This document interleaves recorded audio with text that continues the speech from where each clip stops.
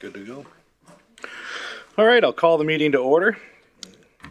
Start with good evening, everyone. I humbly acknowledge the land on which we live, learn, work, and play is Treaty 8 territory, the traditional lands of the Cree, Dene, and the unceded territory of the Métis. For the record, we have Councillor Marcel online participating via Teams. Please have your video camera turned on for voting purposes. Is he as well? And we also have Councillor Cardinal. If anyone in attendance wishes to address council on any of the agenda items, please register now with the Legislative Services desk located to my right. As I will only be calling those who have registered to speak following your submission, please remain available for questions of council. You must register prior to the start of the agenda item to which you are speaking. Registered delegations are permitted up to 5 minutes to speak and must remain on topic. Before we adopt the agenda, I understand Councillor Vardy has a motion, a notice of motion this evening. Oh, there we go. Thank you, Deputy Mayor. I, Councillor Jennifer Vardy, hereby give my notice of my intent to bring forward the following motion for Council's consideration at the July 14th, 2026 Council meeting.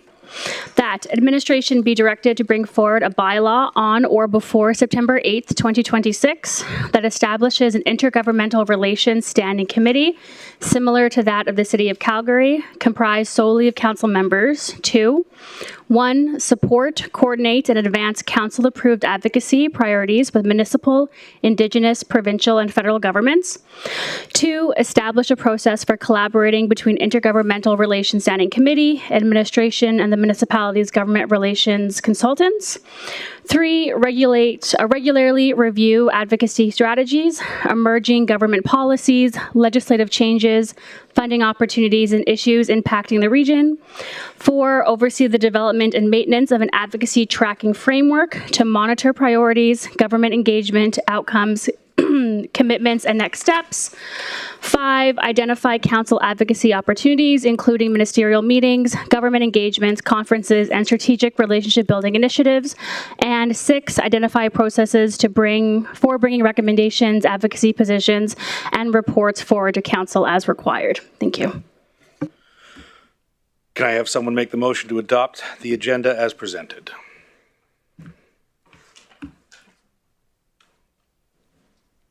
Councillor Luana. I move, well, I gotta find it first. I move that the agenda be adopted as noted.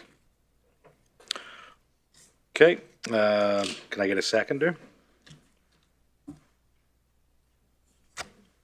On this screen?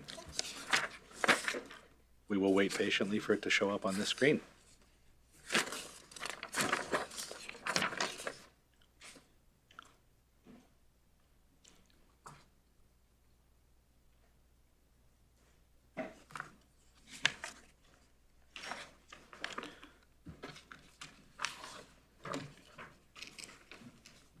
Thank you for the second, Councillor Weigel.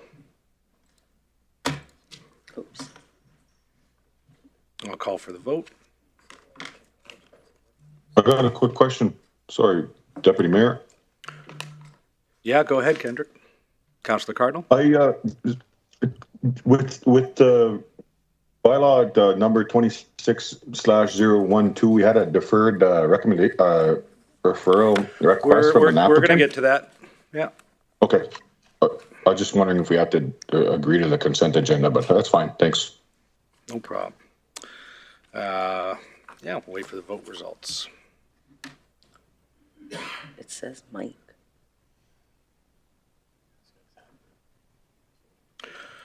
Kendrick, you vote in favor. Councillor Cardinal in favor. Is Councillor Marcel online? Okay, then. Maybe.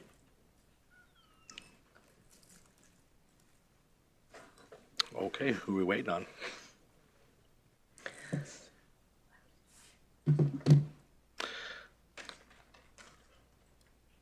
And that carries unanimously.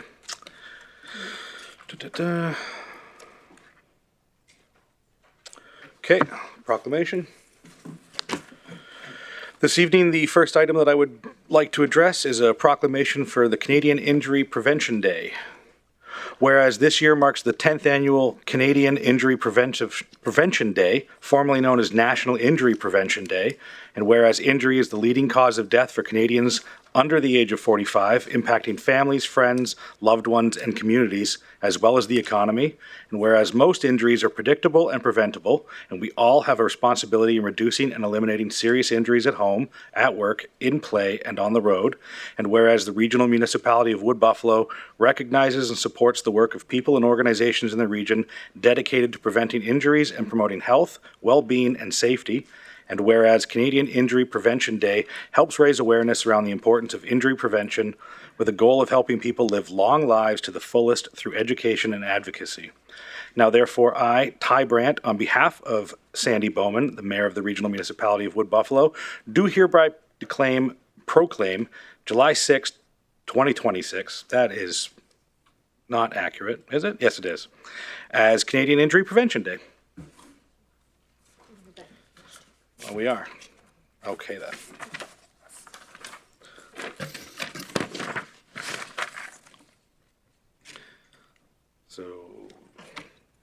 So the consent agenda. Anyone wish to remove any items from the consent agenda? I'm hearing none. Can I have someone make the motion? Councillor Weigel. Thank you. I move that the recommendations contained in items 3.1, 3.2, and 3.3 be approved. Thank you for the second, Councillor Van de Kastian. I'll call for the vote.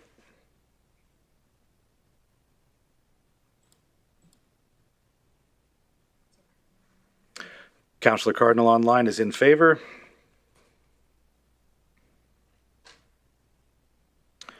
And that passes unanimously. Thank you. Now, on to item 5. I understand there's been an adjournment deferral request. Please.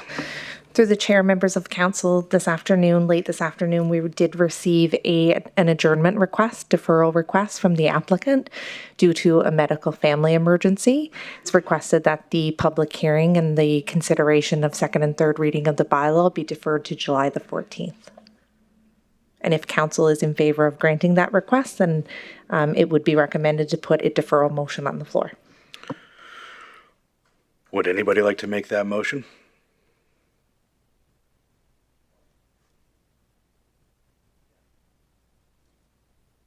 Councillor Weigel. Thank you, sir. I motion to defer item 5.1 till July 14th, 2026. Can I get a seconder? I figure it's all under. Councillor Bussier-Lance. Thank you. I guess we'll just do vote by hand, or is this going to be on here? It's on the screen. Perfect. All right, I'll call for a vote.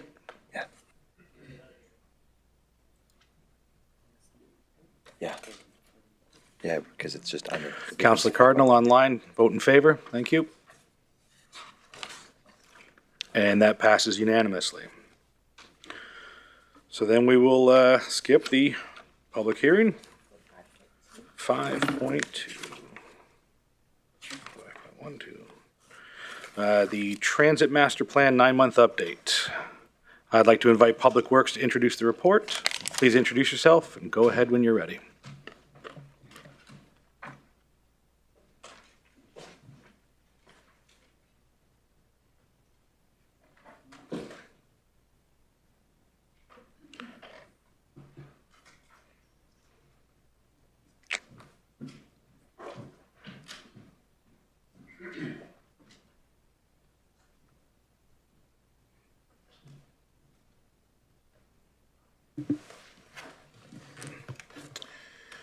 Good evening, Deputy Mayor and Council.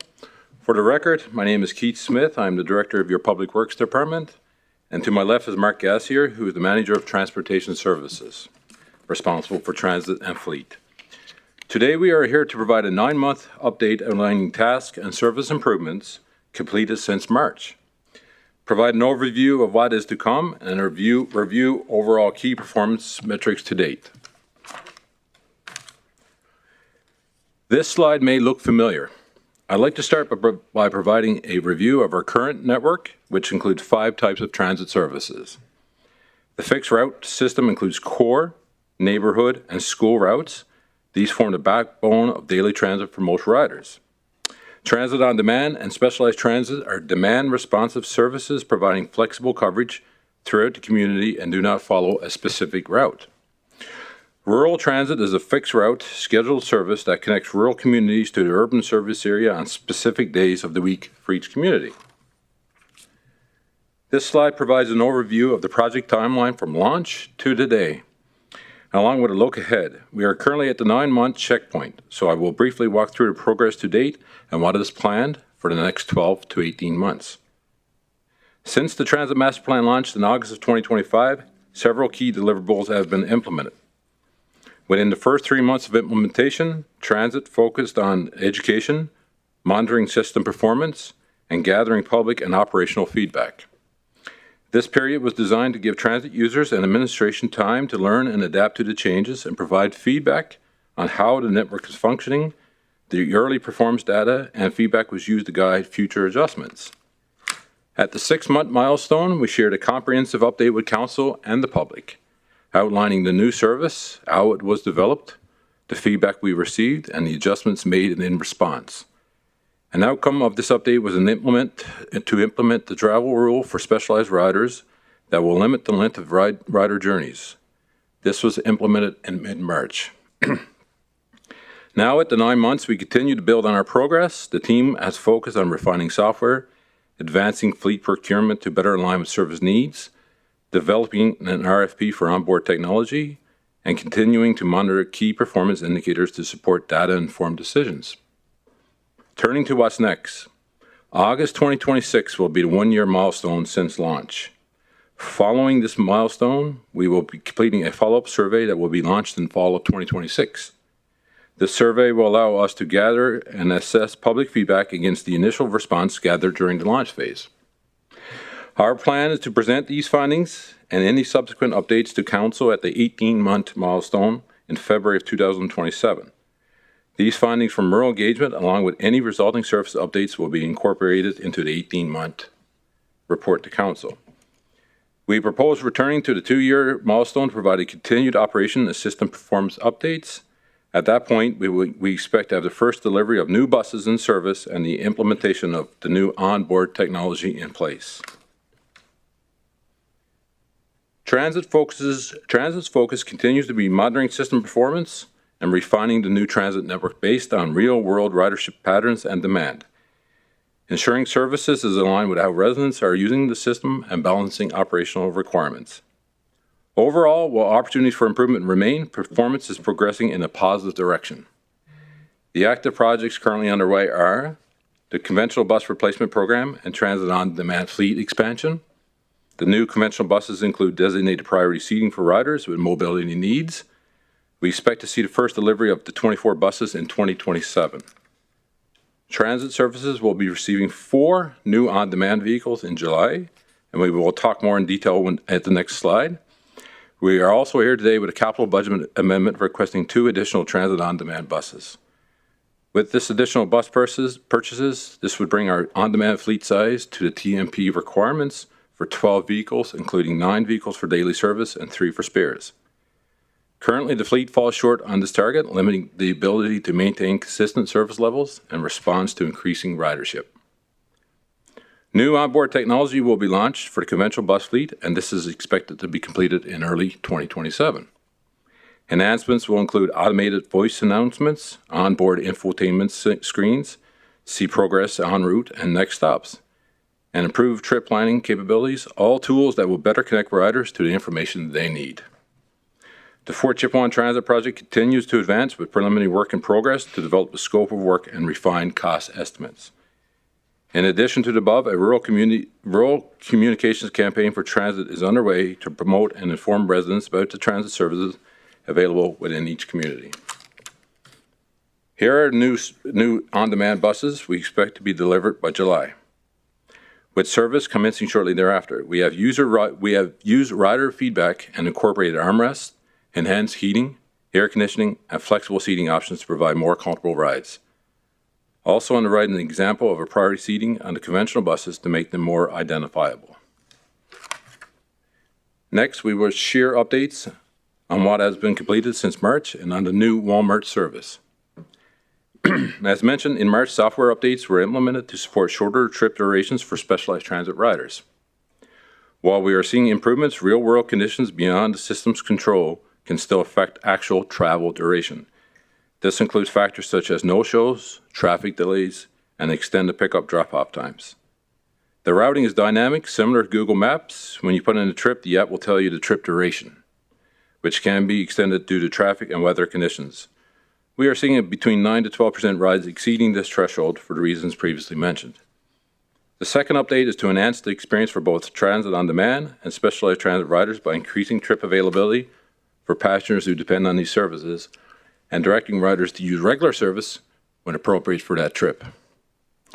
No regular route changes have been implemented since March. The summer service schedule will begin on June 26th and will run until the end of August. The fall schedule will be implemented ahead of the new school year, incorporating minor route adjustments.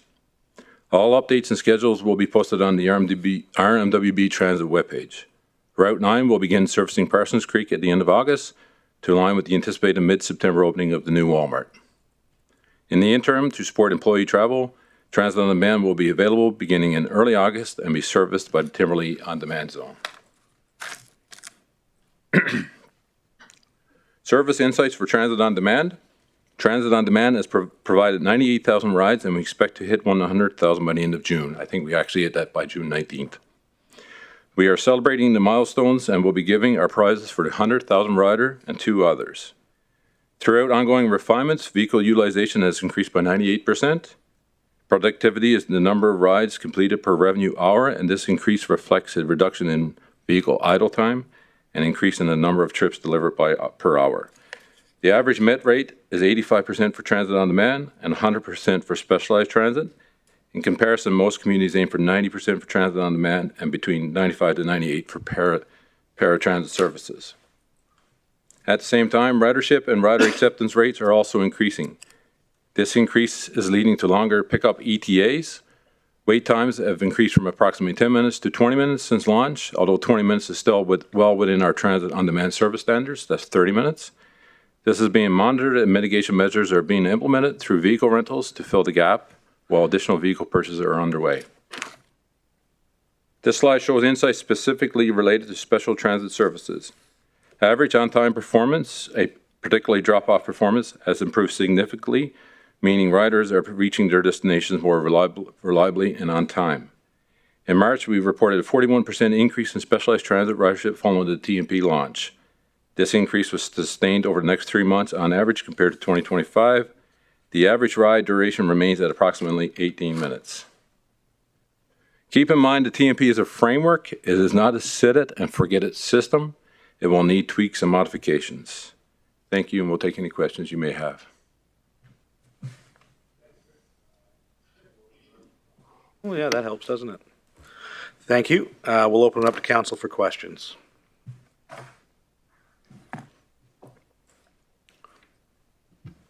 There we go. Councillor Vardy? Thank you, Deputy Mayor. Couple of questions. So when someone is requesting a ride and it says not currently available, are you receiving that data on your end as well, that it's not currently available within the request? Through the chair to Councillor Vardy, yes, that would be part of the 15%. I said 85%, so the 15% would be the not available. Okay, perfect.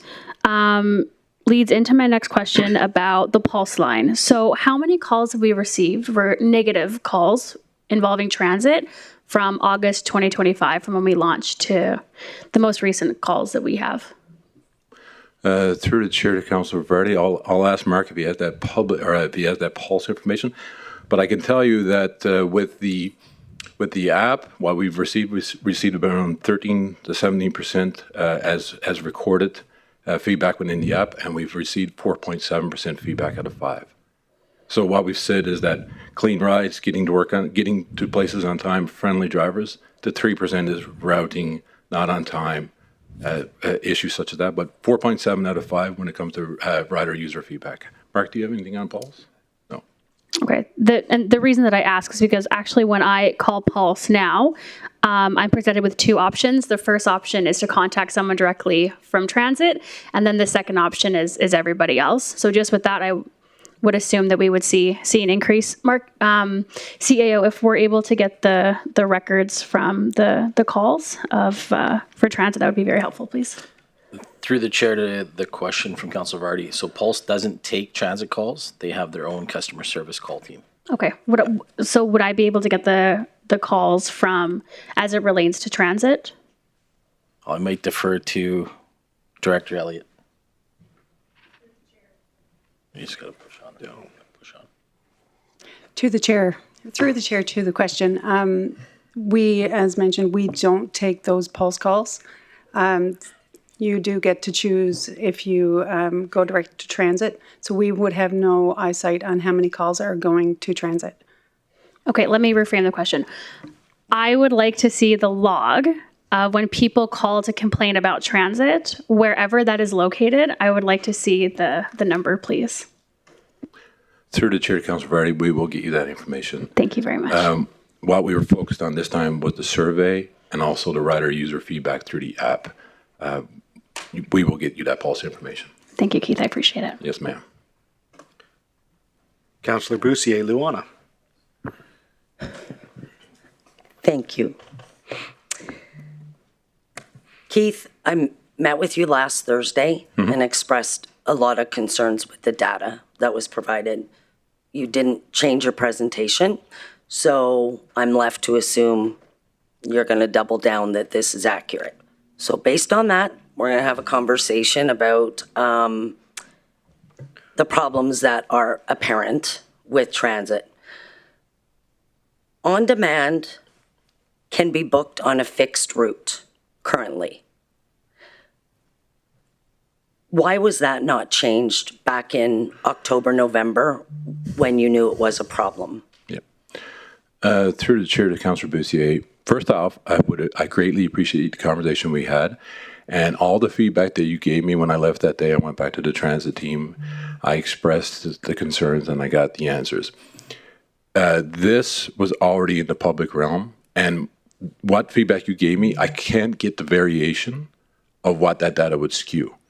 So we talked about, you're absolutely right. So in November, it was discovered through our app, that a person can take both the on-demand and the fixed route at the same time. So we waited until June to fix it. The primary reason we did that, we don't really know what the numbers look like and how they're using it. But at the end of the day, people are using this transit system. But what we found in the past is that you need some type of consistency, and constantly making changes, it disrupts.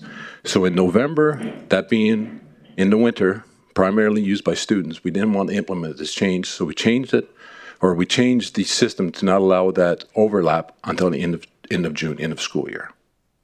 So again, what I've learned with transit, especially in the rmwb, is that you don't want to make too much changes too often, and sometimes it's better to wait. So, and as I discussed with you before, that's why majority of the changes that we make at the beginning of the school year, we try to make one major change per year, and that's why we started this plan in August. So should we have done it in November? It's a tough call, because if we did change it, I guarantee we would have had a lot of complaints and we would have disrupted a lot of lives at that point in time. So that's why we waited to June. So based on that, all of the data that you're providing is not statistically reliable or statistically valid, because the number of rides are skewed. If we can go in and book an on-demand ride on a core route, that's skewing the data. So I'm left now going, do we even need, I saw the capital budget, like, do we even need that many more buses? Like, I don't believe I'm getting an accurate picture of what's happening out there. What I do know is accurate is what I hear from older adults and those who are most vulnerable. And I would argue that making your informed decision, it sounds like, to not change that and not tighten up the parameter came at the expense of vulnerable people because they were the ones getting ride not available or having the extended wait times that we talked about addressing the last time you came before us. So thank you for acknowledging that it was an intentional decision. It does have impacts on the data that's being presented and us to use that to make informed decisions. So that's a problem for me. Can I address that, though? Of course. And I appreciate that. And there's always going to be issues and tweaks that needs to be performed. If you remember correctly, when I presented, Specialized had 100% met. So that means that Specialized received all the requests. Any system on this planet is going to have loopholes. And unfortunately, some of our riders found that loophole. And there's example after example of how Netflix has been available for 19 years. They can't get around the loophole of not sharing passwords. There's systems, we just learned about Strathcona, in which they were finding loopholes where they would book multiple trips and it skewed all their data. Now they got to reframe their system, their software, so that you can't book trips ahead of time. It's inevitable. It's not.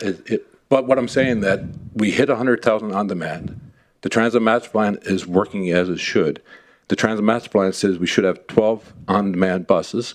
The data is showing that, when it comes to more reliability is showing that. So I'm confident that we do need that fleet. But when I talked about the data, it is a little skewed, but there's no way to know how many riders of that on-demand could have took a core. Mark has something you'd like to say. Netflix has solved the problem now because I was cut off my kids, but you can. I think you no longer use smart TVs; you use mobile, and you can share. My kids told me. Touche. You say you hit 100,000 on demand. On June 19th, yes. My question would be, how many of those are people who shouldn't be on demand because they should be specialized or they should be using a core route? The other thing that I spoke to you about last Thursday is there are people that should be using conventional transit or even on demand that are getting dropped off at their homes. They're not disabled. Councillor Vardy and I were able to book a trip on Specialized when we're not Specialized users. We could have got door-to-door service. So my issue isn't that weathering the storm of glitches and working through. My issue is that the collateral damage in that is our most vulnerable and that it seems to be okay. I know it's not okay. I don't mean to make you sound heartless, but it's coming at the expense of our most vulnerable. And that's not collateral damage I'm prepared to support on any way. So I get working the glitches of the system out, not at the expense of our most vulnerable. I also have an issue, Keith, which I shared with you and I will share publicly, with the lack of training that's been afforded to people who are providing specialized transit. You have not trained all of your drivers on specialized, and I know that seniors or most vulnerable people are not safe. So what is your plan around getting your people trained? Because I offered this to you last year when I was at St. Aidan's, and we're now nearing the end of June, and you haven't taken it up on that. So the action tells me it's not important. So what is the plan to get your drivers trained so the most vulnerable citizens are being treated with the dignity and respect that they deserve? Through the chair to Councillor Bussier, I appreciate all that feedback, and as always, we'll take that and learn. I'll address a couple of the issues, and I know Mark wants to discuss some of it. After you and I and Councillor Vardy discussed it, I had a chat with Mark and the team, and I do believe that sometimes regular folk or people who should be taking conventional can't take specialized. I went in on the app, and the only thing I could figure out is that you click on, you have one wheelchair accessible. I don't know if that would give you the specialized ride, but it would provide you a bus that can accept a wheelchair. But if you remember correctly, the specialized is 100% met. So that means that every specialized rider that asked for a ride received the ride. My interactions with specialized riders And Mark can expand on this too with his presentations he's done. It's been mostly positive. I went to the Golden Years Society a little while back, and it was around Snow Angels, but they remembered me from transit. And they were very appreciative of the extended hours and the service they were getting. It wasn't as customed as the previous one. The previous was very custom, but it wasn't sustainable. But they appreciated it. We appreciate your offer on the training. Mark can get a little bit more on that, but we do train our operators, and our specialized or vulnerable population are the most important. As Mayor Bowman says, the young and the older population is the most important. So I'll let Mark expand on about that, but I think it's very important to remember that specialized 100% met. That means that every specialized rider that asks for a ride received the ride. They can do same-day bookings now. Their hours are on parity. They commingle. It's a lot of additions.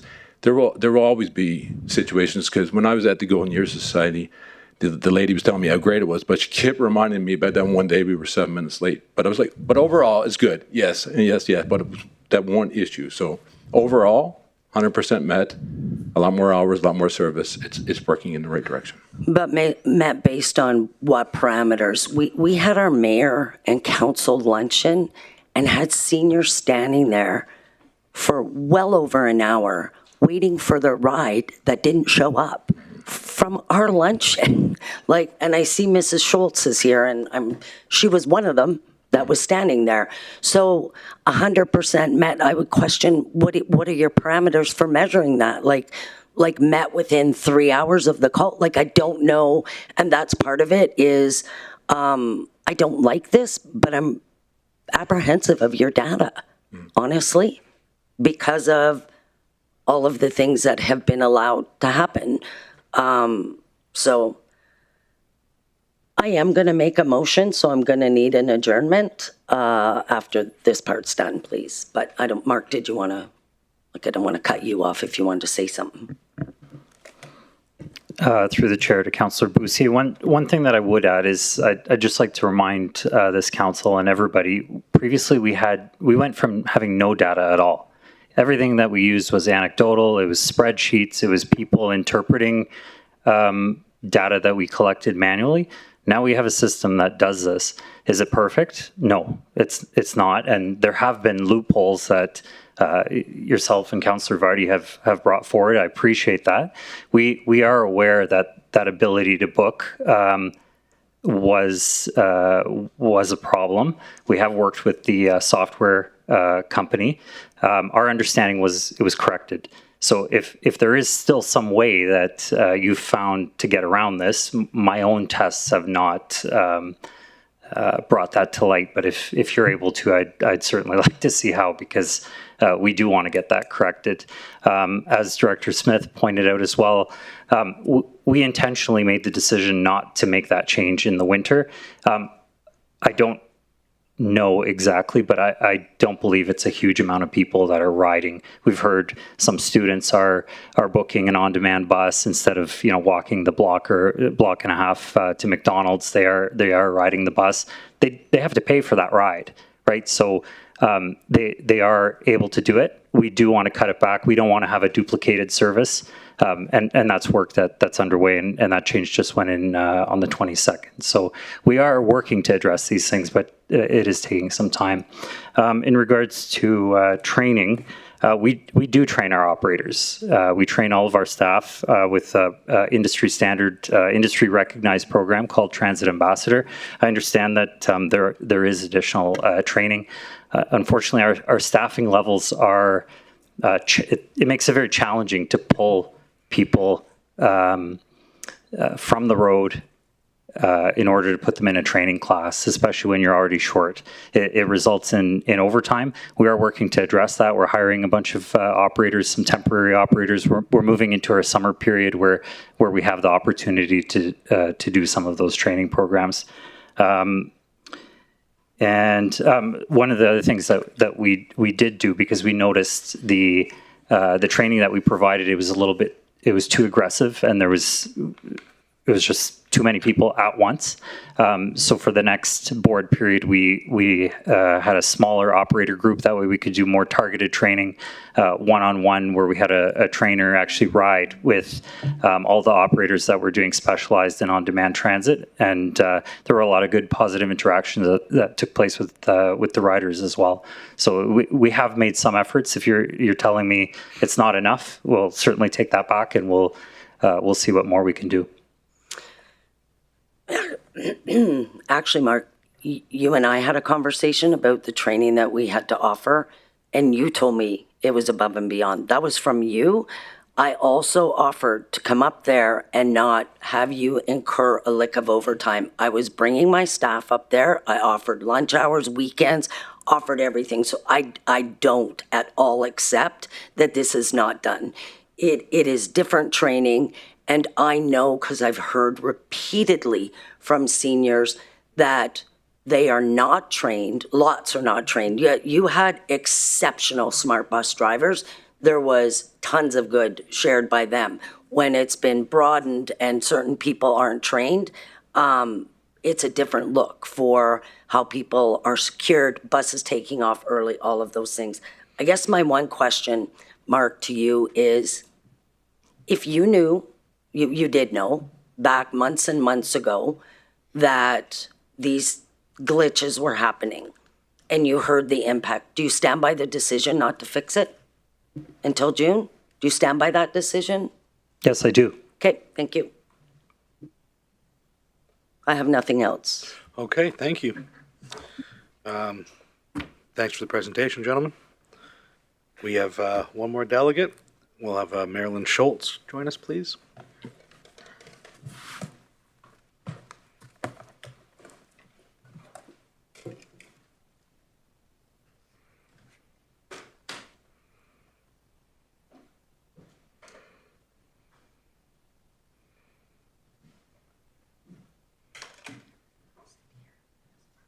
It's got wheels on it. Okay. Thanks. I got my phone. All right, thanks. Yeah. Okay, yeah, I'm good. Just please state your name for the record, and you have 5 minutes to make your submission. Thank you, Deputy Mayor. Elected council members, CAO, and RMWB employees. My name is Marilyn Schultz.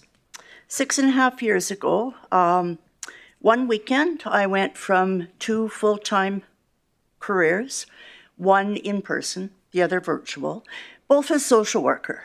So that's a lot of where my thoughts and representation of people in specialized transit is coming from. I'm not here just to say it's me, me, me. I see an awful lot of things happening. A lot of riders from just different disabilities and different abilities on the specialized transit. And so it really does impact me when I see some things that just aren't really working quite right.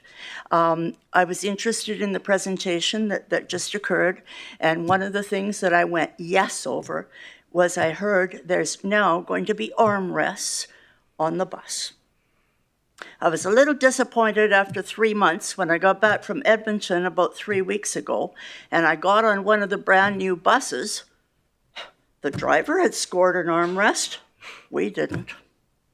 And I thought, oh, didn't get listened to again.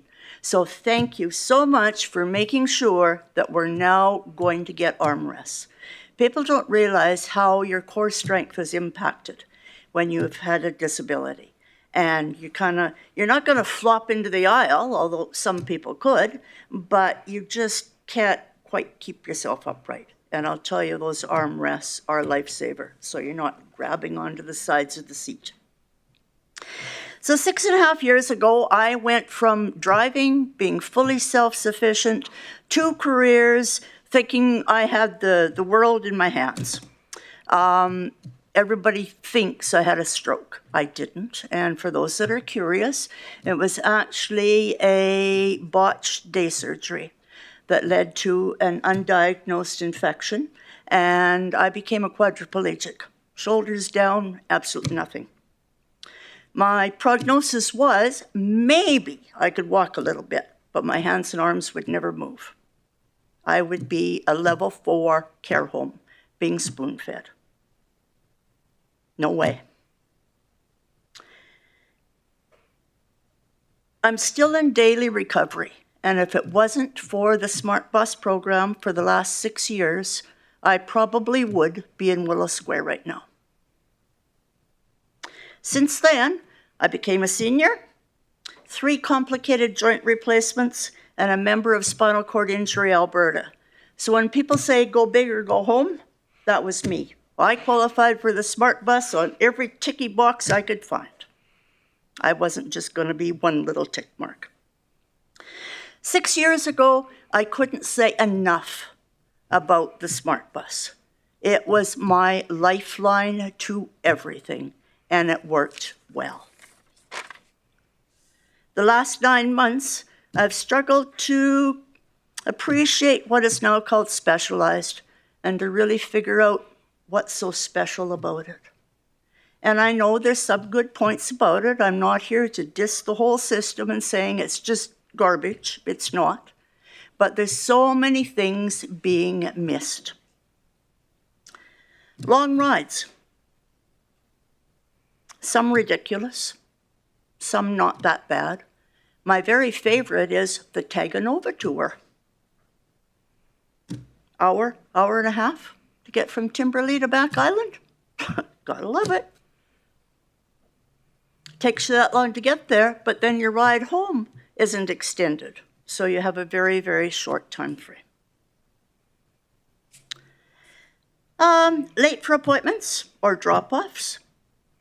Probably my most embarrassing was I was accepted onto an RMWB committee. Half an hour late for the training.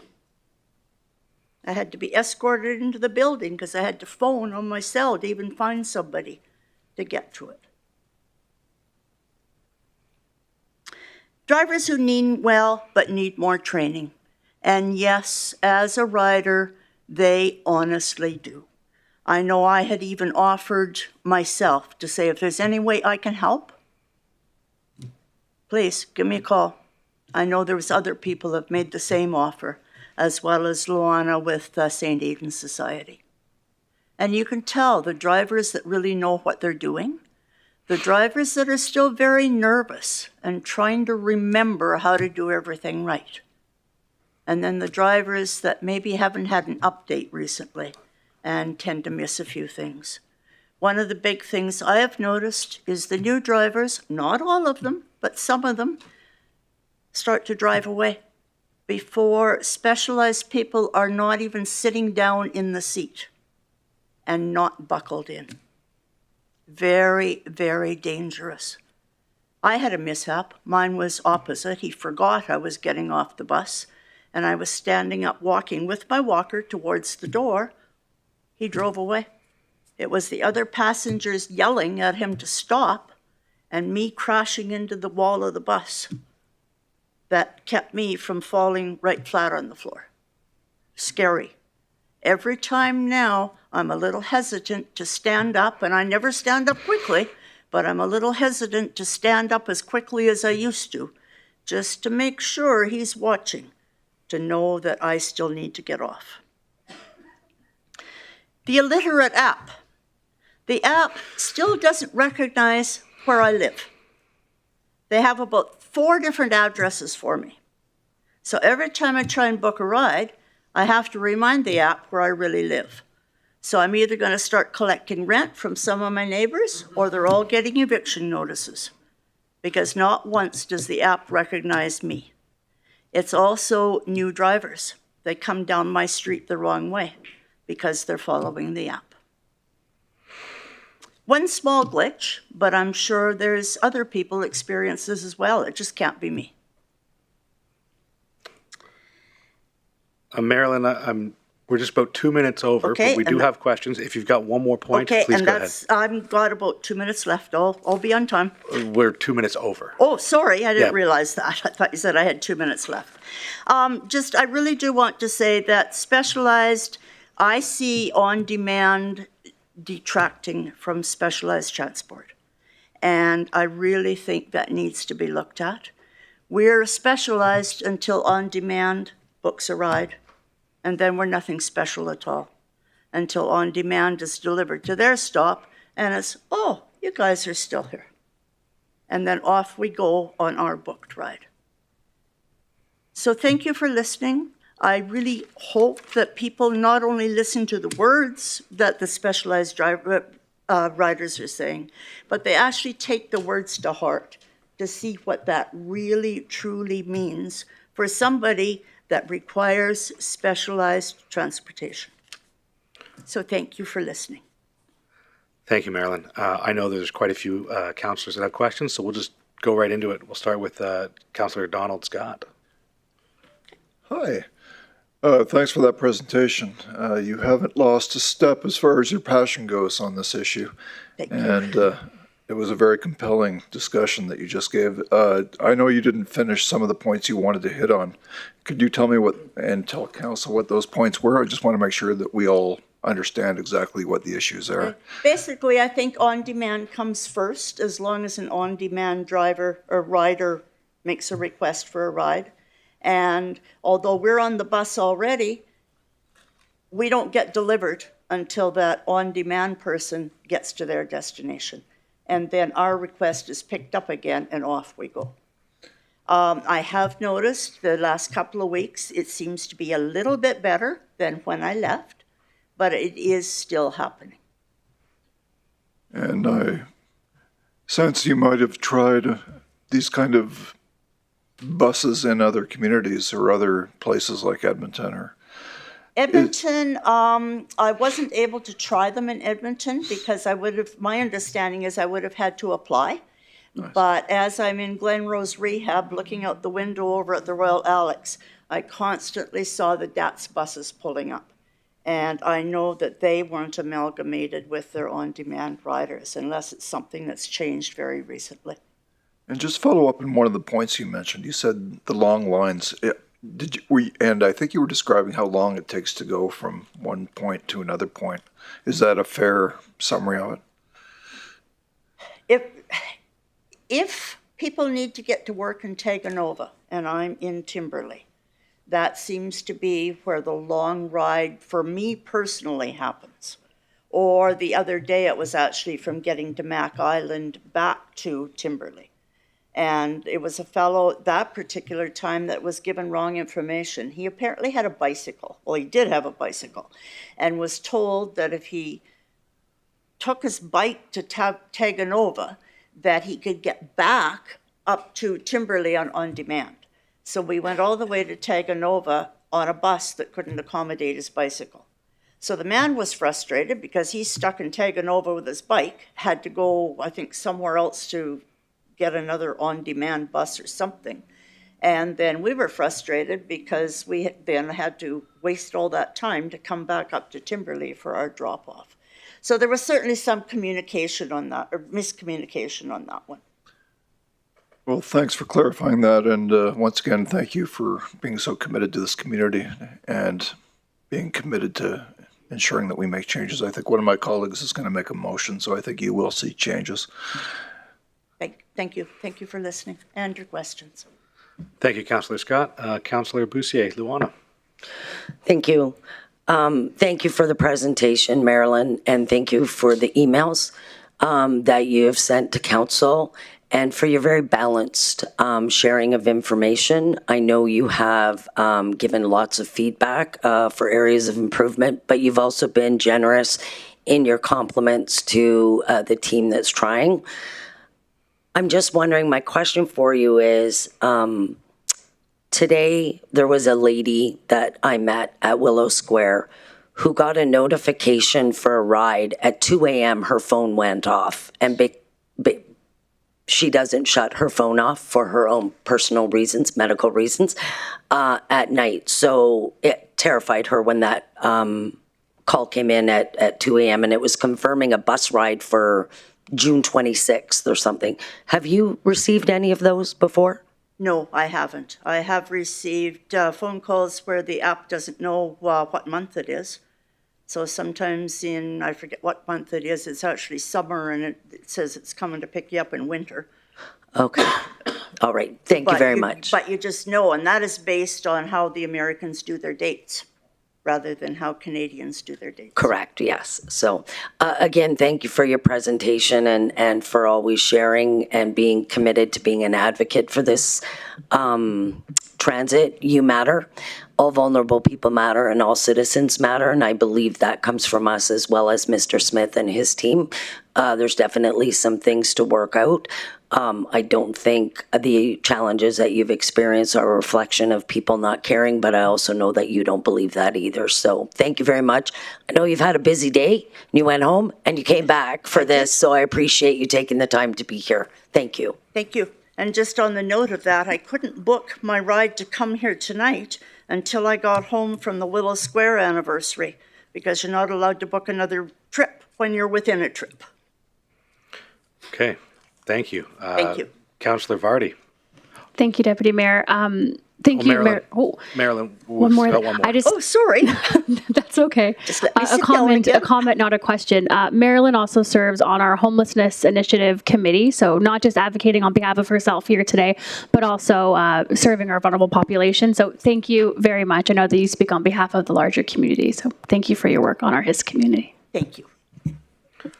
Okay, I've not seen anybody else. Thank you so much, Marilyn. I'm good. I'm up and moving. Oh, yes. So I'm not seeing any more delegates for this item. We're going to take a quick motion recess. So 10 minutes? How much do you think you need?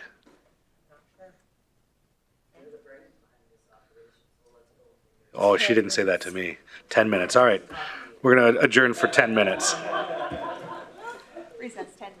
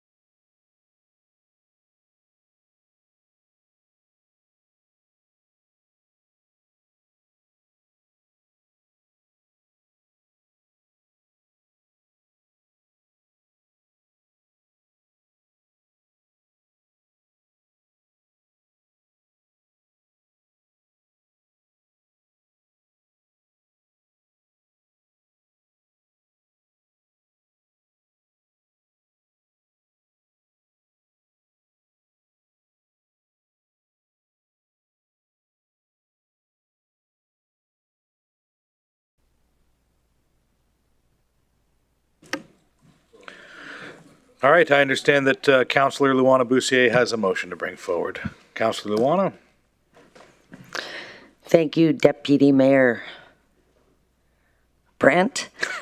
And my apologies to everybody for the delay. This was challenging, but I, Luana Bussier, move that administration be directed to bring forward options by the end of September 2026 to reinstate the former Smart Bus operational model.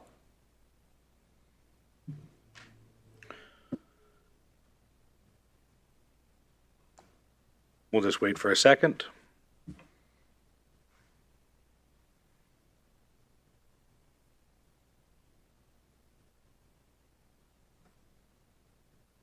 Thank you for the second, Councillor Van de Castian. We'll call for a vote.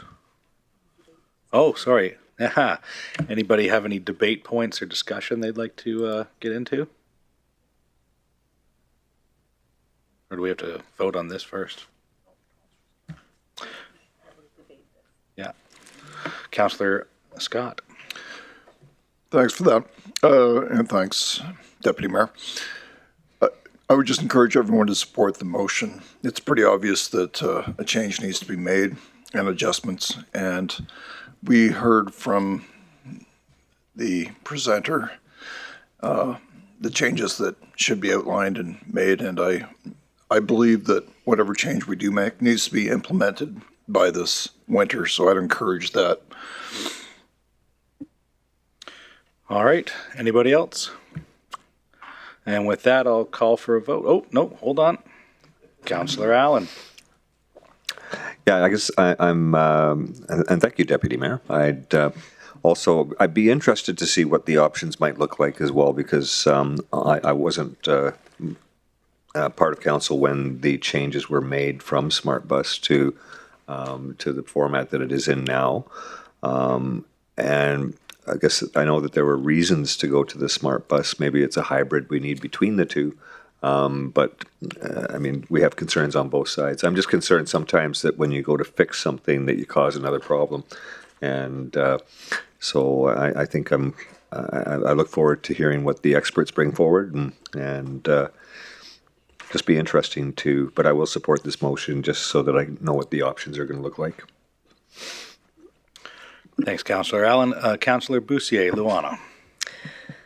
Thank you, Deputy Mayor Brandt. I do just want to add that I know I've been dissected this inside and out, and I do want to acknowledge that there is a lot of staff with boots on the ground that provide an exceptional service and go out of their way to make sure our most vulnerable get the services they need.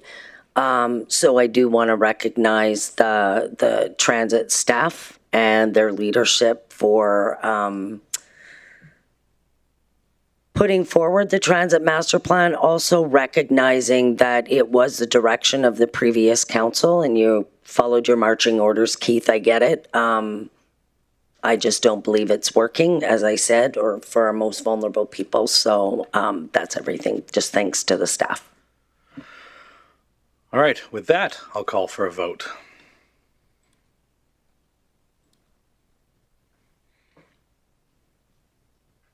Councillor Cardinal online. Councillor Cardinal online, how do you vote? Against, all right then.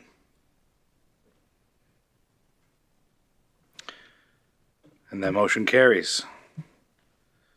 Next. 5.3. Okay. So moving on to item 5.3, bylaw number 26-018, Community Investment Program. I'd like to invite Community Services to introduce the report, please.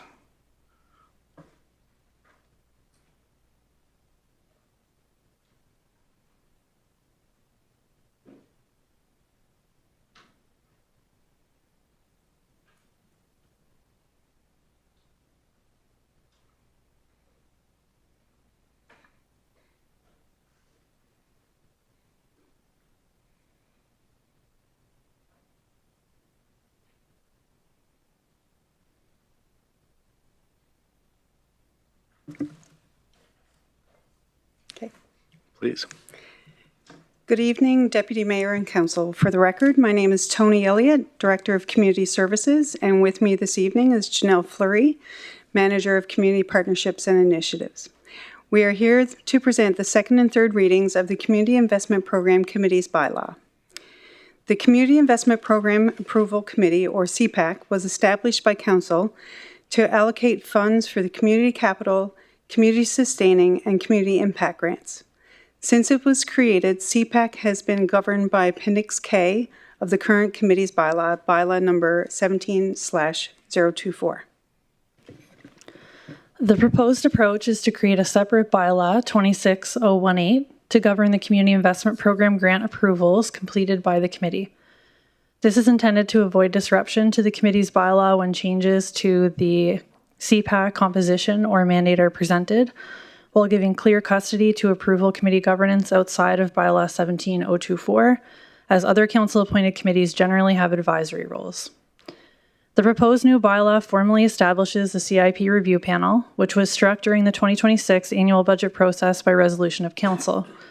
The addition provides a clear mandate and scope for the committee and review panel, and the proposed changes also require additional membership to accommodate the review panel. Approving the new bylaw this evening will repeal the existing membership, resulting in a new recruitment campaign for the Community Investment Program Approval Committee, though members may reapply through that campaign. The existing committee members are aware of the proposed approach, and this concludes our presentation. Thank you. Okay, thank you for the presentation. We don't have any delegates for this item, and is there questions from council right now? Councillor Vardy. Nope, I'm fine, thanks. Does anybody else have any questions? I'm not seeing any. I believe there is. Okay, so we'll go to second reading. Can I have someone make the motion for second reading, please? Councillor Van de Kastian. Thank you, Deputy Mayor. I move that bylaw number 26/018, being a bylaw to establish the council-appointed committees to oversee the community investment program, be read a second time. Okay. Thank you for the second, Councillor Weigel.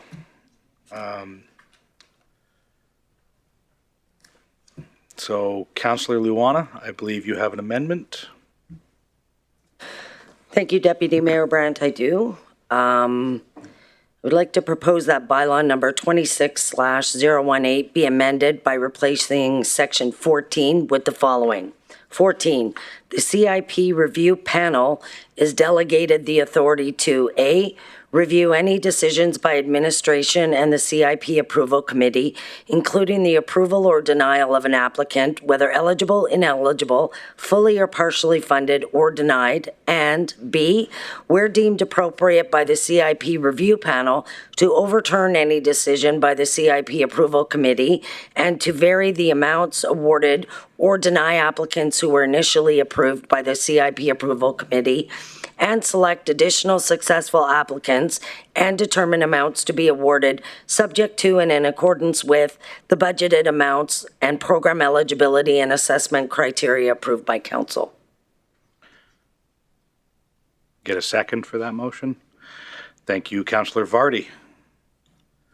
Now we'll move on to debate. Councillor Weigel. Thank you, Deputy Mayor. Just a question to the amendment. I guess I agree with the amendment as to the review panel, but if we're going through this process to this amount, why don't we just bring it back to council? I can respond to that. Absolutely. The addition, the amendment that I was making was because in the original section, it did not allow the committee to deny somebody funding. And that was based on the fact that we are sometimes privy to additional information about operational challenges that some organizations may be facing. that our CIP administrative team cannot share with the committee. So that's the only change that was made, is to make sure that if we know there could be misappropriation, something that's not public, we would know about it. We can overturn it. Okay, thank you. Thank you. Anybody else? Not seeing any, so we'll move to a vote. It's just for the amendment.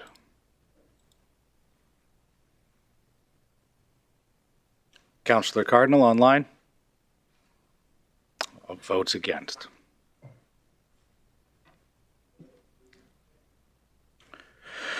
That motion's carried 8-1.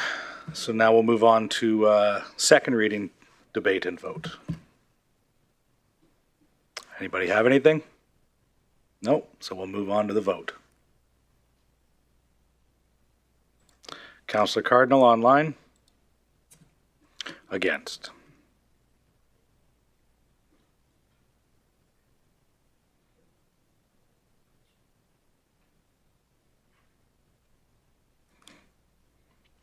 And the vote passes 8-1. Next, can I have someone make the motion for the third and final reading? Councillor Weigel. Thank you, Deputy Mayor. I move that bylaw number 26/018 be read a third and final time. Thank you for the second, Councillor Bussiers-Lance. Any debate points? No. We'll move on to a vote. Councillor Cardinal online. Against.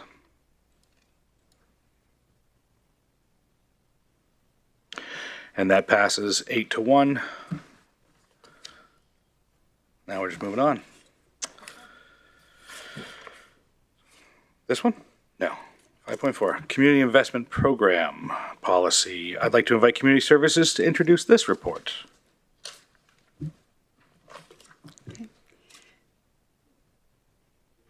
Good evening, Deputy Mayor and Council. For the record, again, my name is Tony Elliott, Director of Community Services, and with me is Janelle Fleury, Manager of Community Partnerships and Initiatives. Before you this evening are proposed revisions to the Community Investment Policy FIN-220. The purpose of the CIP policy is to establish the structured and accountable municipal investment in community priorities, to support local nonprofit organizations and athlete and artist development, and to define the parameters of the municipal grant program. The grant types within the current CIP policy are listed here on this slide. The Municipal Facility Operating Grant is specific for the nonprofit organizations that operate municipally owned recreation and leisure facilities in the region. The subsidiary grants are available to the 4 RMWB subsidiaries, commonly referred to as Part 9 organizations. These 2 grant types are approved directly by Council. Games Legacy and the Arts, Culture, and Heritage grants are the only grants available to individuals and non-registered groups. These are smaller grants and are approved directly by administration. The remainder of the grants are approved by the CIP Approval Committee. There are no recommended changes in the policy to these grant types.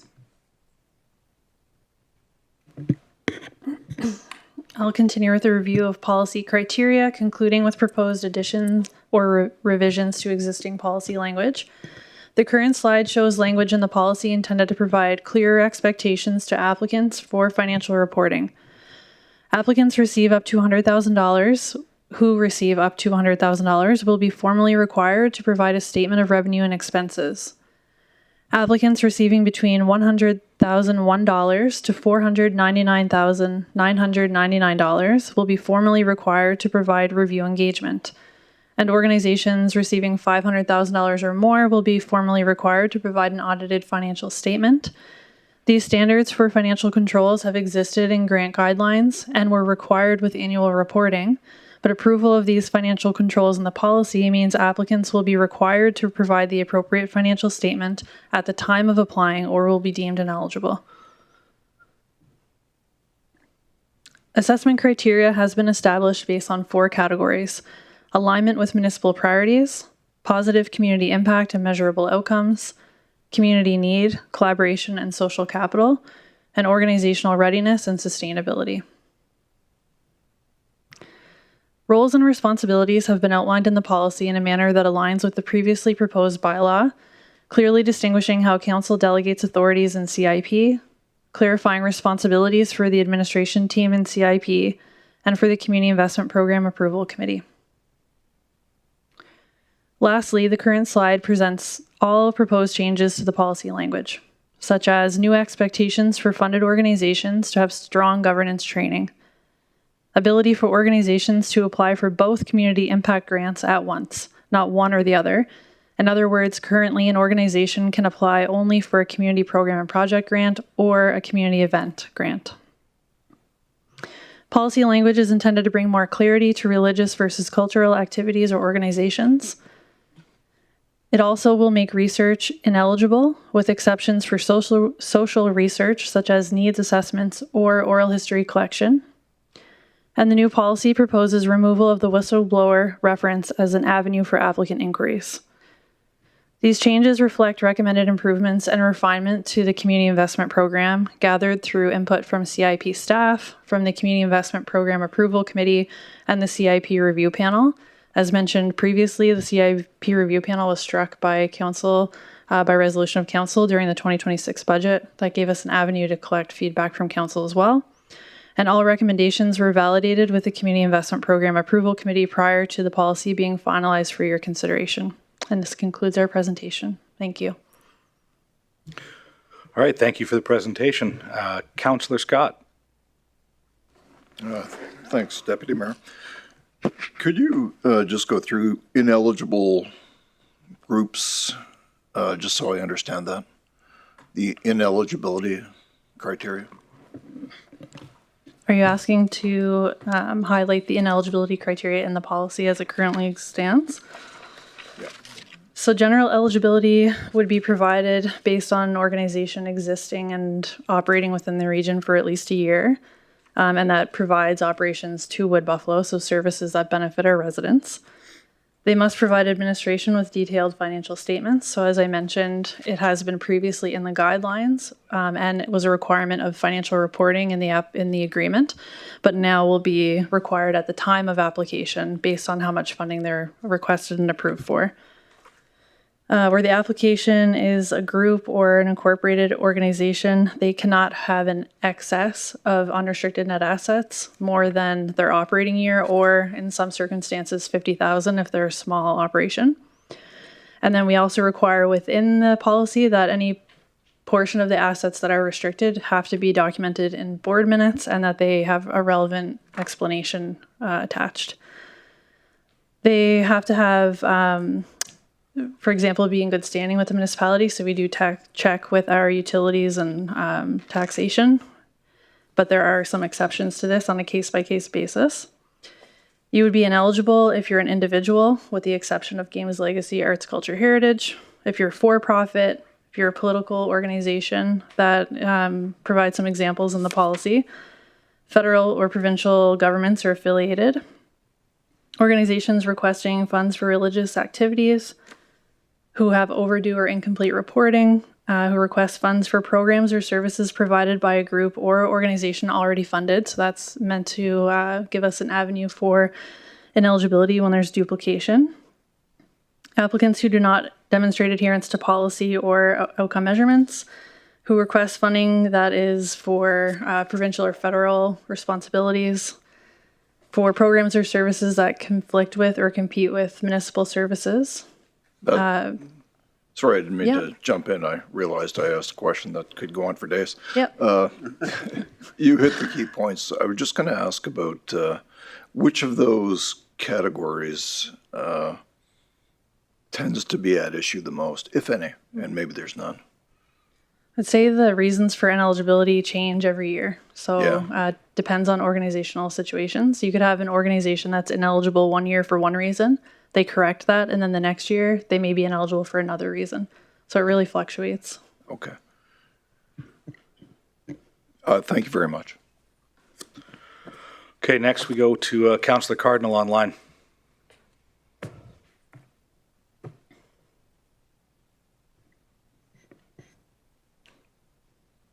You're muted there, Councillor Cardinal. Oh, sorry. Thanks, sir, Deputy Mayor. I'm just curious as to the policy, regardless of religious or cultural organizations to be determined by the committee. I guess it would be up to them whether or not, if the recommendation comes back from admin, for them to change whether or not they're eligible.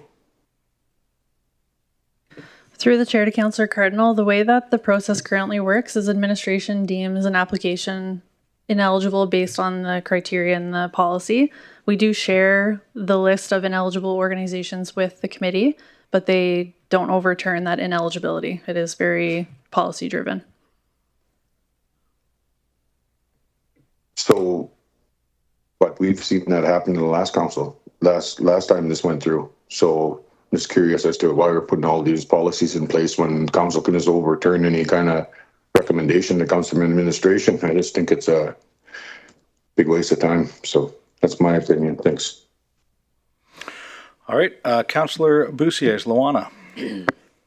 Thank you, Deputy Mayor Brandt. Thank you for all your work done on this. I know how much work you put in. I am very happy to see the governance requirements for boards. I think anytime we can strengthen our own internal controls on the public purse, it's a good thing. You had in the presentation with the schedule of the funding controls, a schedule. It says full financial audit with schedule. So are you requesting like a separate Schedule B of this particular grant? Like a sustaining grant? You want the auditors to do a separate Schedule B on just the RM's money? Through the chair to Councillor Bussiers, that's correct. So that's new, right? Is that effective this year? Like you would be asking for it next year? Because are you aware there's an increased expense to that not giving agencies, I'm all about increasing controls, but that could be an added expense that people didn't anticipate if you're asking for it in the next grant application.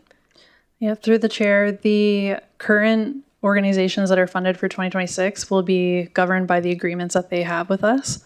This would be put in place for 2027 when they're applying. So we would let them know at the time of application that they will be required to have a separate so they're schedule. not expected to provide it this year in this? It won't, it can be an expectation, but we can't uphold the expectation. They have to follow the agreement.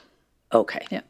And then I didn't see anywhere, I don't think I missed it, about multi-year agreements.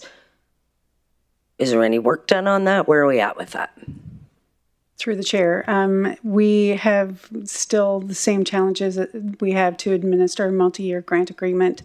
We've been working with our partners in corporate services to try to find a way that we can make it work so it has real impact on the nonprofits who might be eligible for those. But right now, where we're constrained to a single year budget for annual operating budgets, it's still kind of that barrier that we are trying to overcome. Okay, so it doesn't need to be a barrier. Like we have multi-year capital projects. So just when you come forward during budget, can you propose or through the CAO propose 2 years worth of funding or at least till the end of our term? I know it's a handful of agencies that would meet the requirements, but for those handful of agencies, it's rewarding best practice and sticking to the rules and following through. So if you could make that recommendation, there's got to be some way to do it. We do it with capital projects, so we can do it with SIP funding. So if you could just make a mental note of that, that'd Through be the great. chair, we will do that, and we'll work with our friends in legal services as well to help write those agreements. Perfect. Thank you. All right, thank you. Councillor Weigel. Thank you, Mr. Mayor, Deputy Mayor, Mayor T-Bone, whoever. Thank you, sir. A couple things. Just piggybacking on Councillor Bussier's comments. will we provide, can people put in their into their funding agreement the money that it takes to get the schedule audited? The schedule audited schedule, sorry. Is that part of approved funding? Through the chair, that's correct. So those organizations that would be required to provide that would have an audited financial statement, and they are eligible to request some of the funds for that audit. Awesome. And I know you guys haven't gone through it as you were going to talk to legal, but if somebody was getting a multi-year agreement, I'm assuming the financials, like all the things would have to be submitted each year to then get the next year's funding. That's Makes correct. sense. Awesome. As well, it's worth noting that if in the first year they don't request more than 500,000, they wouldn't be required that at that time of application to have the audited financial. Right. But if they're receiving multi-year funding and the total contribution will be more than 500,000, that then would trigger an audited financial. Okay. And would that cost be approved in funding? Correct. Awesome. Thank you.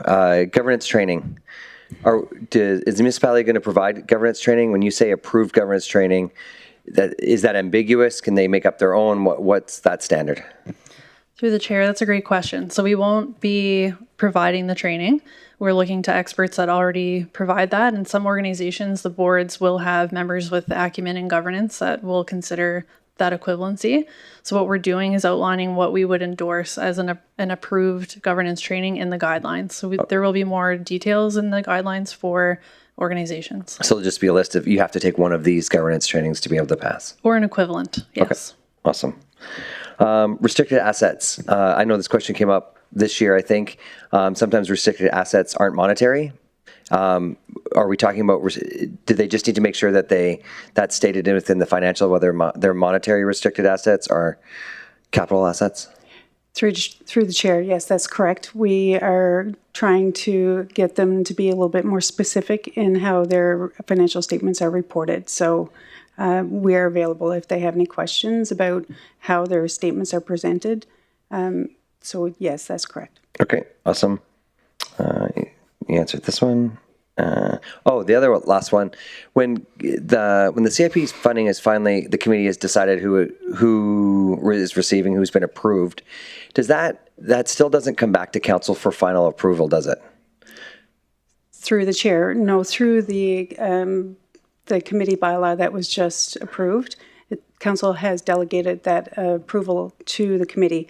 We will provide a report back to council, but it won't come back to this table for further approval. But we will now see a full list of who's been funded under what grant. Through the chair, and that is also posted on our website. Okay, perfect. Thank you. Thank you, Councillor Weigel. Councillor Scott. Hi. Hopefully, final question. 18E, that's that one about ineligibility involving religious organizations or faith-based instruction, I guess. How is that interpreted? Like, let's say that somebody applies, and I know this happens because the mosque and the church both apply, but there's other organizations that conduct, I think it's childcare primarily. How is that dealt with? Through the chair to Councillor Scott. So an organization that's requesting funds for a religious activity, the way that that's reviewed with the committee is whether there are faith requirements to participate. So if the application was for an activity that was taking place in a faith-based institution that was for the community, as we do see some examples of that, that's where we're delineating the difference between religion and culture, or broader community efforts. And if it's clearly a faith-based instruction, then it would be ineligible. So if the mosque or church had some program that's not faith-based instruction, they could be eligible, and it would be up to the committee to decide. Correct. For an example, Youth with a Mission offers some youth services that are not tied to the sermons of the church. Yeah, those kind of organizations do a lot of good things, and I just want to make sure that we're flexible when it comes to that. But as long as the committee has a discretion, I think it makes sense. Thank you, Councillor Scott. Councillor Cardinal online. Thanks, Ty. Administration for budget implications for each year it's either sometimes it's lower than other years and then higher in some years. How are we going to categorize that when we do the multi-year agreements? Through the chair to the question, are you speaking about how we present the budget during the operating budget deliberations? Yeah, so I know that Councillor Luana wanted to, have you guys look and add multi-year agreements. Would the amount of I forgot the word that we use for every year that prices rise? I can't remember what is it called? The inflation. Inflation. Yeah, sorry. Inflation. How does that affect the analysis of the team and administration doing all that work? Through the chair to the question, we would work with the organization to work in those multi-year budgets to ensure that they've considered inflation and other annual increases. Some organizations are bound by collective agreements and different increases over time. So we would ensure that their full budget is considered. So if I could just respond to Councillor Cardinal. As someone who sat around the executive director roundtable for years, one of the things that we had agreed on, Kendrick, was if we were successful in securing multi-year agreements, we were accepting that we would not ask for an increment for the couple years that we had the multi-year agreement. Recognizing as well that the municipality is never the sole funder of any organization. A requirement of being eligible is that you have to have more than one funding source. So if when I was at St. Aidan's, I knew I was getting $200,000 from the city, but I would need $230,000 the following year, it would be incumbent upon me to find that $30,000 through another grant. That's the price you kind of pay to have a multi-year agreement, and it's worth it. And if I can further respond, if an organization is receiving a community impact grant and it's multi-year, they cannot exceed the eligible amount in the policy. So a community impact funded organization can only receive up to $100,000 per year. There would be no consideration for an increase in the grant amount, but we would work with them within the budget to ensure things are adjusted. Yeah, I'm just curious as to how you're going to implement capacity development through organizations when as their capacity grows, they start to hire more people, and how do we justify some of that? That's kind of where my merit around the questioning was. Through the chair to Councillor Cardinal, what we look at is when an increase in request aligns with an increase in service delivery. If it's just an increase in reliance on the grant, as Councillor Luana mentioned, there is an expectation that this isn't the only source of funding. So with Councillor Luana's the question, that would have to come back to budget and approval for council then, I guess. Through the chair, that's correct. Thanks. Thank you, Councillor Cardinal. Councillor Scott. I promised last question. Don't make that promise. Good point. I know that I've been concerned in the past about the decisions always being made in camera by the committee. Is there a discretion on the committee to go out of camera if they choose to?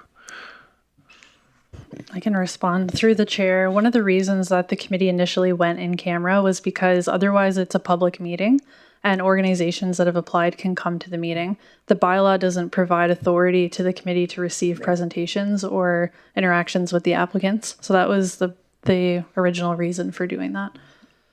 And if additional information is needed, then they would go through administration. There is a time period during the application that the committee can pose questions to the applicant through administration. We would consider it sort of an addendum. Okay. So I guess it would have to be done in camera unless turned into a public meeting, essentially. Correct. Okay. Thanks.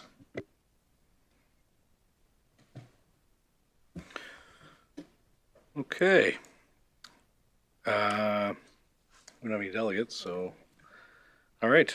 Can I have someone make the motion? Councillor Luana. Hearing. I move that the Community Investment Program Policy FIN 220, as outlined in Attachment 1 dated June 23rd, 2026, be approved. Thank you for the second, Councillor Allen. Takes a team to do Is there it. any debate, discussion, or comments from council? I'm not seeing any, so I'll call for the vote.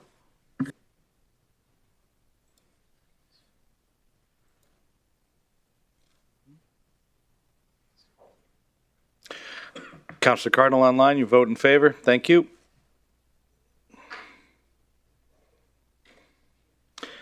And that carries unanimously.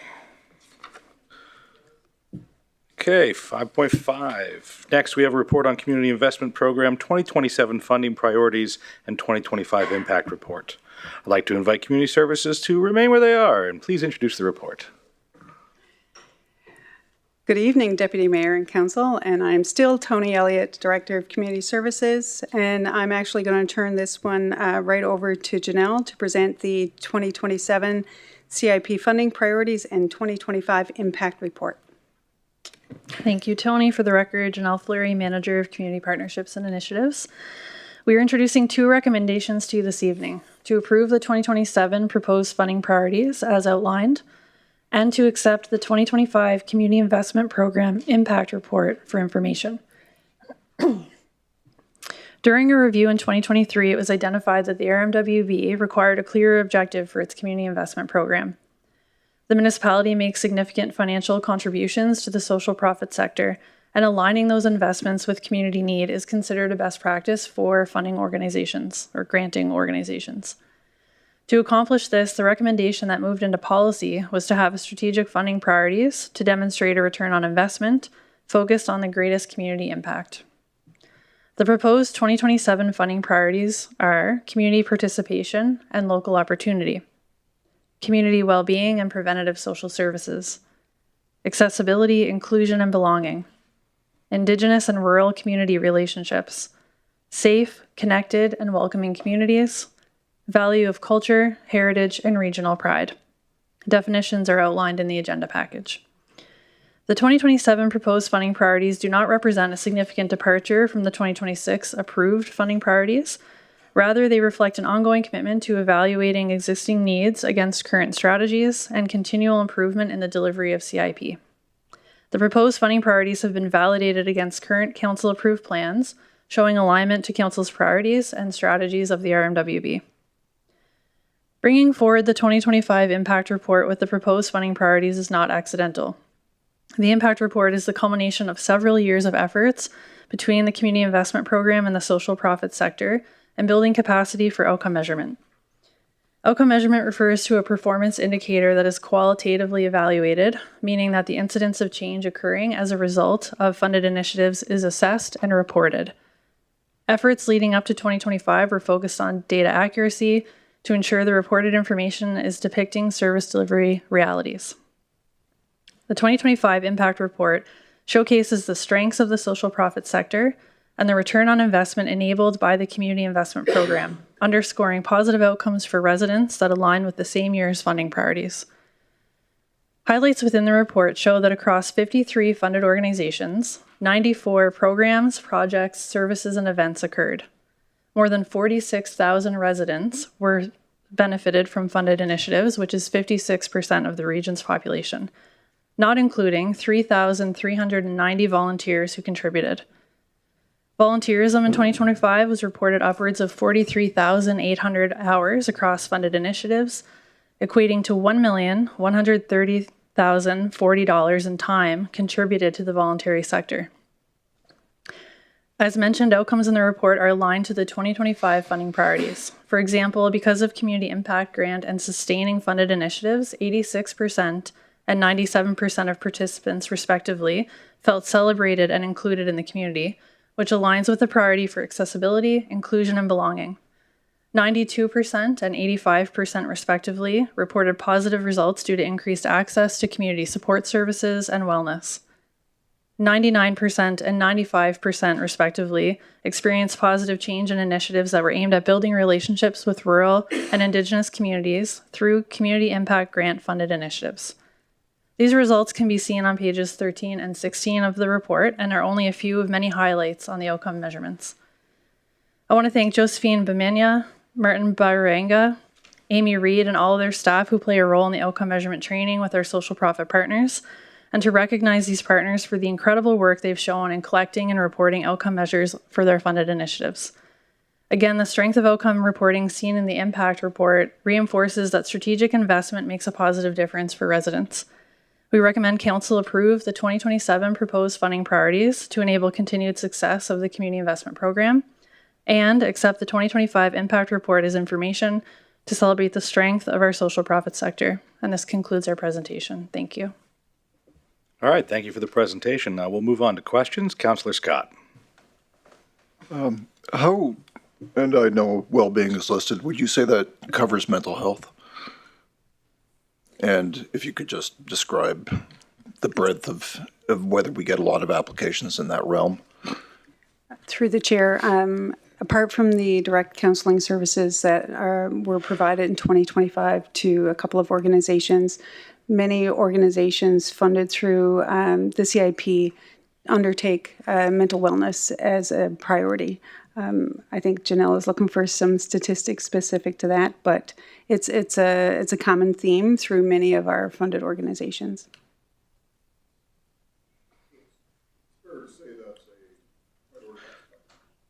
Don, your light's not on. Go ahead. So it's fair to say that's a priority that's covered. Through the chair, that's correct. Thanks very much. Councillor Bussières, Luana. Thank you, Deputy Mayor Brandt.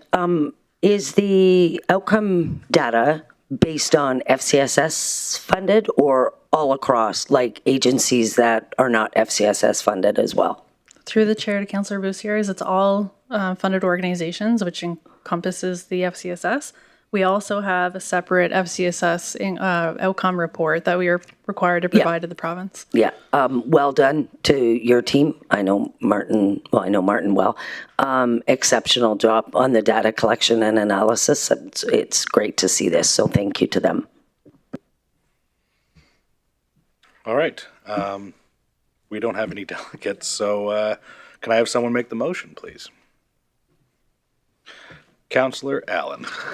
Well, thank you, Deputy Mayor. I would move that the proposed 2027 Community Investment Program funding priorities be approved as presented, and that the 2025 Community Investment Program Impact Report be received as information. Thank you for the second, Councillor Vardy. I'll call for the vote.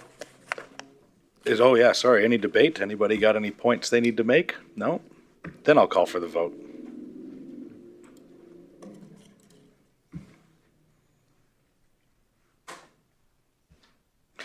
Councillor Cardinal in favor online, thank you.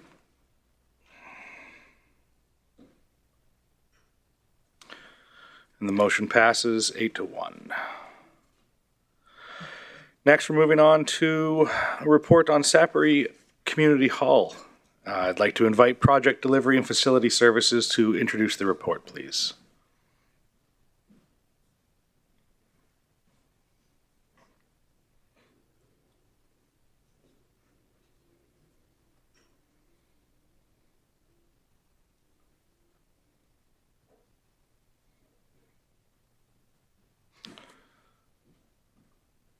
Please just introduce yourself and go ahead when you're ready.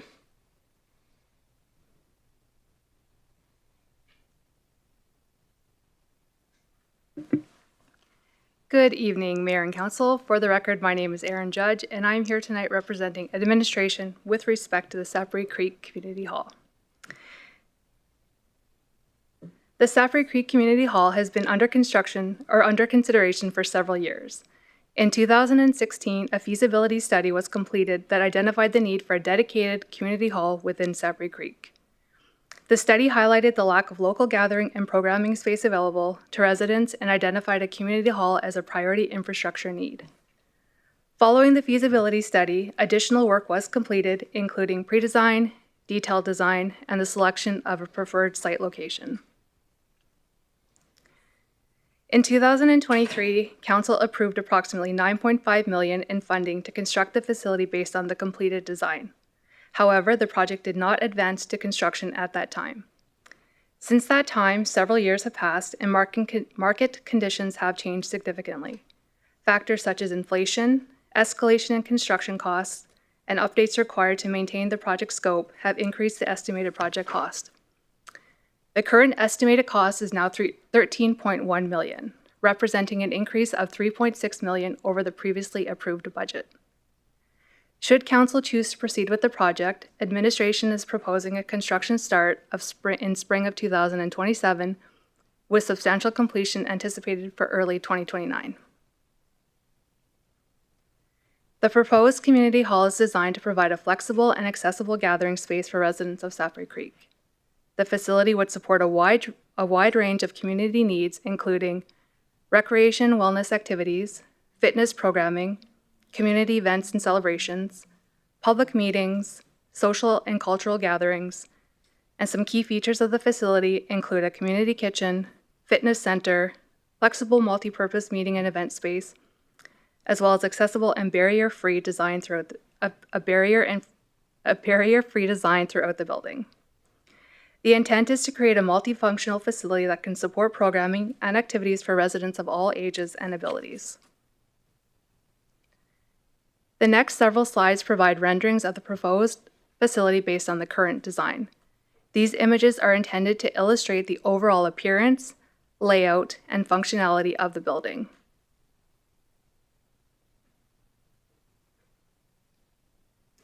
The final slide identifies the proposed location of the facility within the Sapphire Creek community. While the council report presents several options for consideration, administration's recommendation is to approve the additional funding required to proceed with construction and delivery of the project. This facility would address a long-standing need identified by the community and help fill a gap in accessible gathering space within the rural service area. The project would provide residents with a dedicated venue for community programming, recreation, social activities, and cultural events for years to come. This concludes my presentation. I would be happy to answer any questions. All right, thank you for the presentation. We'll start with Councillor Van de Kastian. Thank you, Deputy Mayor. Thank you for the presentation. Just reading over your note here. So we're asking for the 3.6, which takes us up to 13.1 million. It says it's a Class B estimate, so we could be plus 15 or minus 10%. Yes. So there is a potential that you're going to be coming back asking for another 1 or 2. Is that fair to say? Potentially. Through the chair to the question, it's fair to say that we have estimated to the best of our ability for right now. Is there a chance that we could come back? Possibly. I don't know the answer to that right now. We're pretty confident with our number that we've asked for tonight. Do we have a picture of what we would get for the original 9.5? Through the question to the chair, no, I do not. These are the original renderings and design that was done originally in 2023. And was there? I noticed there's the fitness center. Was that added due to through engagement, or was that added just because that's what we put in? What has been included was from the initial engagement with the community and what was requested. We took all of that information and worked with the original design and included what you see before you. Okay. Elliot, you want to tag in on the Class B estimate there a little bit? Welcome. Thanks. Through the chair, may I get that question? Okay, yeah. So the coming back looking for 3.6, taking us to 13.1. Class B estimate plus 15 minus 10 is what's in the note. So we could potentially be at 14-15 mil by the time we're done. Is that? Through the chair of the question, there's always a potential. For information, we hired a professional costing company to put the number together. Sorry, I'm out of breath. So we're confident in 13.1, but there's always issues in the field that may happen that may lead to overruns, but 13.1 is our comfortable number. Okay, thank you. Councillor Allen. Thank you, Deputy Mayor Brad. I'm sorry, I missed it. We kind of were going really fast there. At one point, The 9.5 million was the estimate in 2023, did you say? Or because this was originally planned back in 2016? Through the chair to the question, the 9.5 was approved in 2023 by council. The project was brought forward in 2016. So the evolution from 2016 to 2023 brought it to council and was approved at 9.5. And so this 30% increase that we're experiencing now from 23 to 26, was there any change in scope? Note the design as it stands right now remains the same. It was the escalation in cost, the inflation that has increased the number. We feel more confident with the number we have now than we might have in 2023. Yeah. I guess anecdotally, it also kind of demonstrates that the longer we wait, the more that number could go up next year or the year after. So it's probably best to act. And I guess once we do build it, I wasn't privy to this in 2023, who will the operator be of the building? Or the facility? Through the chair to the question, it's my understanding that it will be the Sapri Creek Residence Society will be operating. Resident Society? Yeah. Okay. So it's not being something to be added on to Vista Ridge or, okay. It's a great looking design, and yeah, I'd be interested to see what my colleagues say to this one, but we'll get that motion on the ground and get going here. Community services. Through the chair, I just wanted to correct the record. The operator for the facility has not yet been determined. Not all organizations have capacity to run a building like this, so it's something that we would negotiate within the community as we move forward with that. All right, thank you for that clarity. Councillor Bussières-Lawana.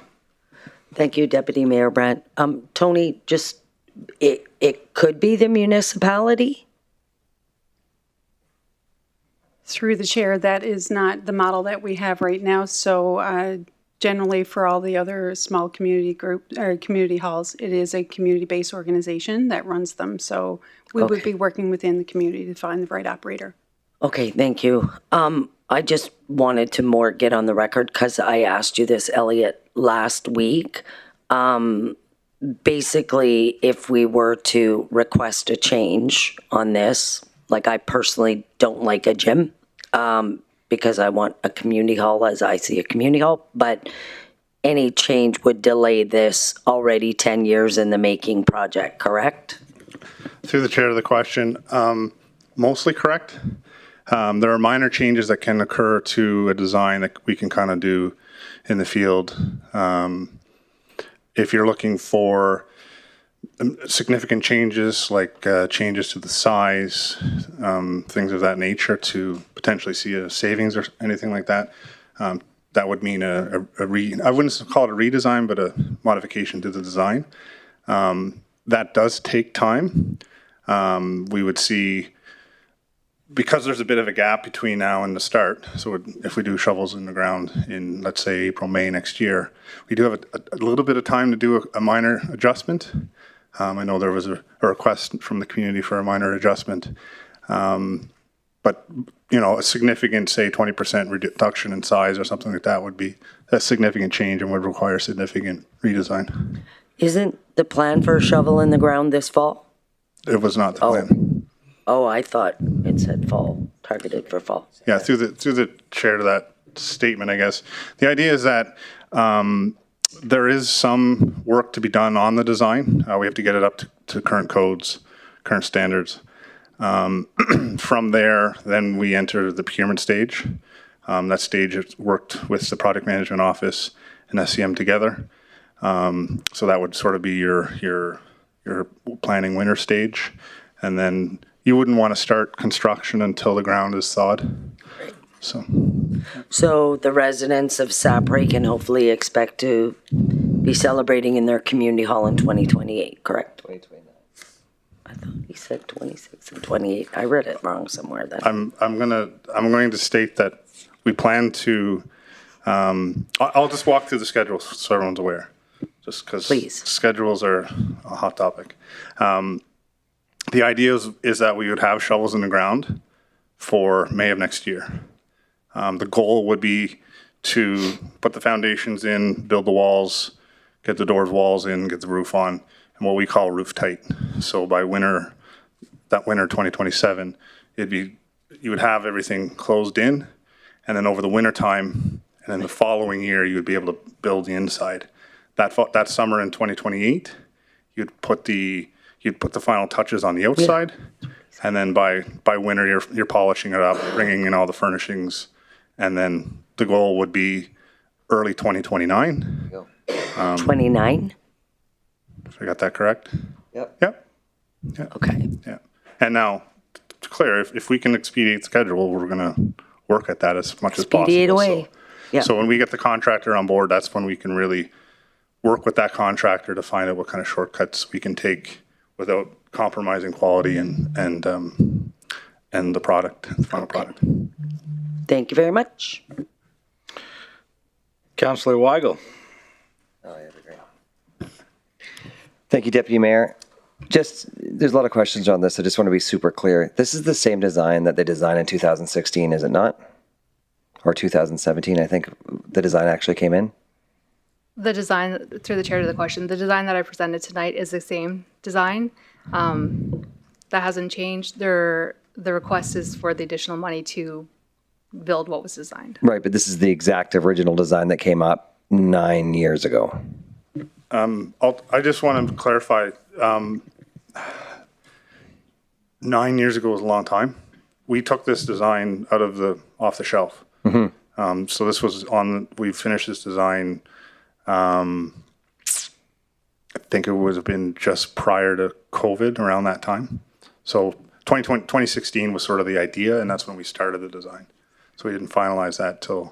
Okay, so it was finalized in 2019? Maybe she can clarify. Through the chair of the question, I'll just provide some high-level years.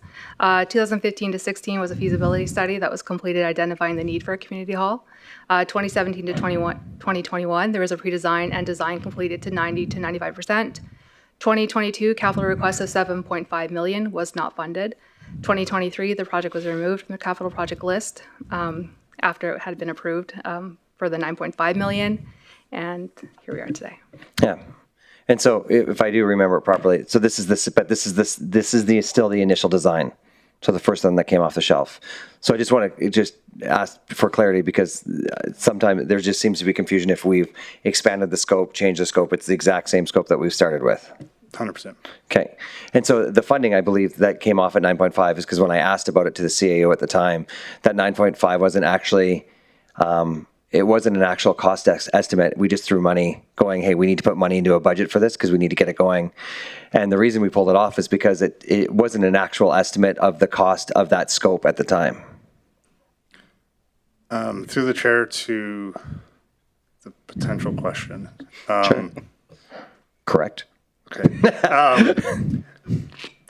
We've evolved over the years with cost estimation. Mm-hmm. I'll give you a prime example. One of the things that we didn't do in the past was include FF&E, which is your furnishings, fixtures, and equipment.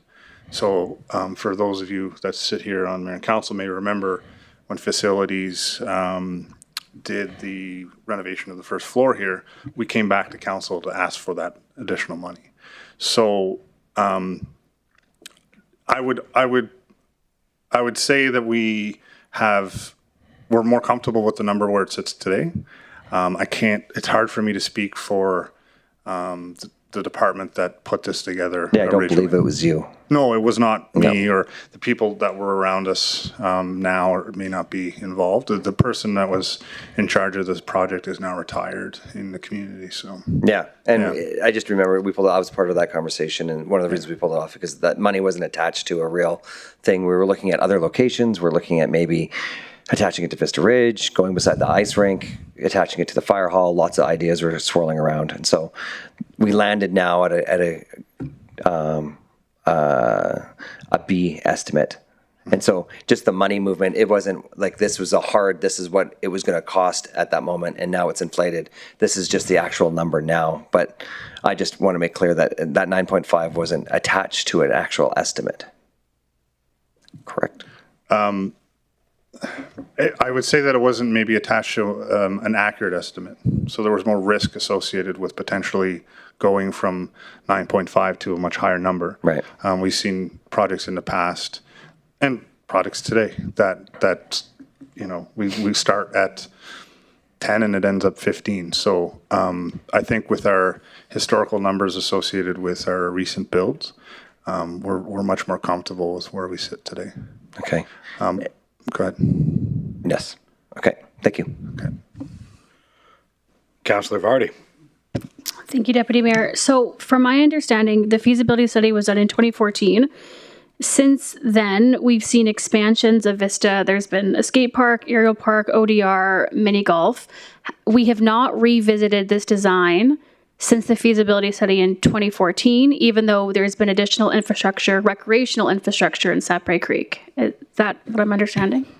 Through the chair to that question, statement or question, I think you're leaning into an interesting conversation, I suppose. You're correct. There was recreational facilities built in and around Vista Ridge.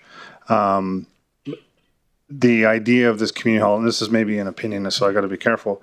This is more about the community hall and providing a community space, where the recreational facilities is associated with more so outdoor activities, more so related to Vista Ridge operations. I'm happy that you made that point. There was a point alluded to by Council Weigel. Maybe you can educate me. Did we look at expanding Vista or have conversations to add some of these needs, the community hall, the accessible meeting spaces in Vista Ridge already? Okay. So just give me 1 second to formulate this answer because I knew it was coming and I've talked about it before. We thought about this long and through the chair to the question. We thought about this long and hard, and that was sort of the reason why there was this sort of delay associated with. Well, can we find a different way, a better way, a cheaper way? At the end of the day, we sat down as administration, so we can go hire a bunch of consultants to come in and tell us, and then we realized we had a few of them around our own table. So there was myself at the table. Aaron was at the table, who has been involved with the Sapre Creek Society in the past. Correct. We have Bill, who works for facilities, so he's very familiar with facilities. And we had Mason Ross, who's an engineer, but he's also a user of a skier. He brings his kids out to ski. So he sees how that whole thing goes together. So we all kind of sat around in a room and we started thinking about what it would look like if we were to do something different. Some of the alternatives were, like you said, so could we expand the Vista Ridge facility? Conversations about is it the right location? There was talk about potentially looking at the current fire hall, maybe expanding it over there. There was other ideas that I'll just keep to myself. And so we looked at everything, and what we realized is that, or what we felt as, I guess, people that understand the situation, is that it's very difficult to expand Vista Ridge when we have, a ridge on one side, parking lot on the other, right-hand side, their operations are there. There's a little bit of room for expansion on the left-hand side. However, what we saw is that expanding Vista Ridge comes with its own risks. Anytime you do a renovation, things of that nature, it's quite costly. The other thing is that the programming is completely different. So you imagine you're having, let's just say, a winter wedding. How do you operate a winter wedding at the same time as having a ski day? So then we also looked at parking. So the parking lot can be quite full during full operations of Vista Ridge. So based on a bunch of those factors, we realized that for this particular project would be best suited sort of off the site of Vista Ridge. And I think after we realized that, it also gives opportunity for future consideration at Vista Ridge. Maybe not today, maybe not tomorrow, but down the road, there might be an opportunity for them to do something with their own expansion as well. So, thank you. I really appreciate the thorough response. And definitely echo your points about recreation versus cultural need, community need. We see the issue happening in Anzac Rec Center, for example. If someone wants to have a wake and it's in the middle of the rec center, and then you have kids running around upstairs on the running track, it's just not conducive to the need. So thank you for the explanation. I appreciate it. Councillor Bussier, Lance. Yeah, thank you, Deputy Mayor. Couple questions, Elliot or Aaron. The facility itself, is there a basement or just footings? Through the chair, there is no basement. No. Okay. And the cost of 13 projected costs, does that include fixtures, furnishings, That's kitchen, correct. everything's? All in. Okay, and that included land costs, or was it a piece of land that we owned, or? Through the chair of the question, it's land that we already own. Okay. So it does not include land costs. Okay, so the hall itself, is it available to everyone in the RMWB? Through the chair, yes, absolutely. Okay. As any community hall that is owned by the municipality. Okay. And, yeah. Is there a cost to rent it, or do you use a gym? Sorry, just trying to get rid of. I'd like to pass that question through the chair. I'd like to pass that question to community services to kind of give an overview on community halls in general, and perhaps IR might help as well, because there's some mixed use there. So go ahead. So it's through the chair to the question. The cost to rent the facility or the occupied space, there is usually a cost to community groups or participants in programming. That it would be a part of the operating agreement with the operator. Access to the fitness center, depending on what that operator deems appropriate for their use. It may be accessible through a membership, or it may be a simple pay-as-you-go type system, to be determined. It depends on what the outfitting of the gym is going to look like, and what the operator requires or requests as part of the operating agreement. Okay, thank you, Tony. And through the chair, I don't know if it's you again, Tony or Elliot. Do we even know what the gymnasium looks like? Is it like going to be like a hotel gymnasium, or is it going to be like a Mac Island gym? Through the chair to that question, it's a room. Sorry, it's a That's room. okay. I'm literal. Sorry, it's a room. It'll have enough equipment. It'll have your running. I don't work out, so you'll have the ability to run in stationary bikes, things of that nature. You'll be able to do some stretches. I would think that it's a modest size room to allow them a facility to exercise. So I don't have square footage. If we want to pull up the screen, it's on the left hand side. If you want to pull up of the building there. Yeah, I think it's okay. It's not Mac Island by any means. There's no running track. It's just, it's not as big as this room, but it's a room with, your typical. More like a hotel. Sure. Yeah. I don't go to gyms in a hotel, so I apologize. But so I would say it's a little bit bigger, because I mean, all humor aside, I mean, it's probably a little bit bigger than. Well, I know it's a little bit bigger than a hotel gym. But it's not Mac Island. Okay, and I know, Elliot, you spoke to this lot. Out of the 13 million, how much is actually allocated to construction of the building? Do we have an idea of? I mean, obviously there's costs for design, fixtures, furnishings. Or is that something you don't want to disclose? I have to be careful with disclosing information through the chair on this question, because we're about to enter into an open tender, right? And if I share the breakdown of all the costs publicly, then it really pushes that information out to the public. If there's a specific number or item that you're looking for, I can potentially share that with you. But we can take this offline. Yeah, sure. Okay, thanks. Okay, thank you. Yeah. And I think just for clarity, there's a difference between a fitness center and a gymnasium. So, to the chair, correct. There is a big difference in it. It's not a gym. We're not playing basketball. It's a workout area. Call it yoga, depending on what you want. Fitness center. All right. Councillor Allen. I was just going to offer, just as a comparison, that based on the size, which was just short of 7,000 square feet from what I saw in the presentation, and there's going to be a facility in there for events, or if you're hosting a wedding reception. But just as a comparison, there used to be on Franklin Avenue a small business that operated selling musical instruments that was right next to a popular drinking establishment, and that is the exact same size. So if you've been inside that space, that's the size of this whole total building. Thanks. Okay, thank you.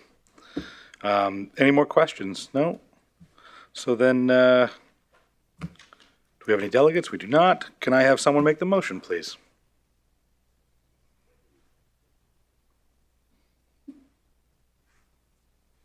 Councillor Weigel. Thank you, Deputy Mayor. I move that Sapri Creek Community Hall project plan be approved as presented.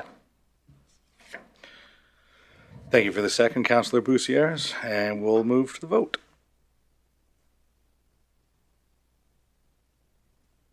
Debate. Is that a vote yes, Councillor Cardinal? Debate. Oh, debate. All right then.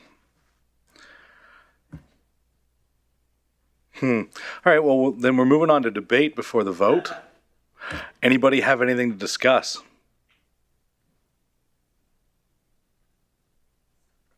Councillor Weigel. Thank you, Deputy Mayor. I just want to thank administration for the work on this. I know it's been on the shelf, off the shelf, on the shelf, off the shelf, and back in. And you guys have been consistent with what's been going on. So I just appreciate all the hard work that's gone into it. And I know the Sapri Creek residents are excited about this. So thank you. Anybody else? Nope. All right, now we do the vote.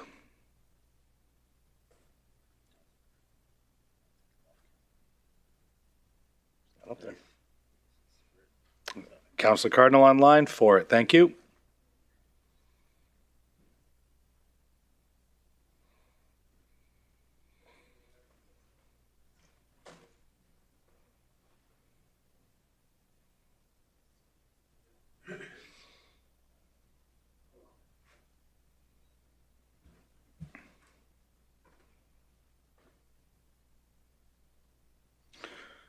And that carries unanimously. All right. Moving on to report on unreasonable, frivolous, vexatious, and abusive conduct policy. I'd like to invite Legislative Services and Human Resources and Safety to introduce the report, please.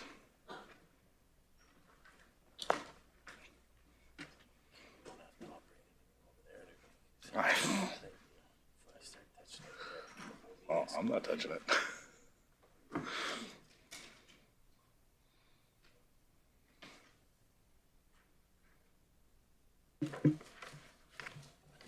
Good evening. I'm Jade Brown, Chief Legislative Officer. Today I'm joined by Tanya Salamone, Manager of Safety, and Tanya Lopez, Manager of Policy. We're here this evening to present the unreasonable, frivolous, vexatious, and abusive conduct policy HRM 060 for your consideration. The policy strengthens our commitment to respectful and safe interactions between the municipality and the public. The municipality relies on public input every day, and most interactions are very constructive, but occasionally these interactions cross the line, becoming disruptive, repetitive, and even unsafe. When that happens, employees need a clear and fair way to respond. The policy provides that framework before you this evening. It preserves fair access to services while protecting employee health and safety.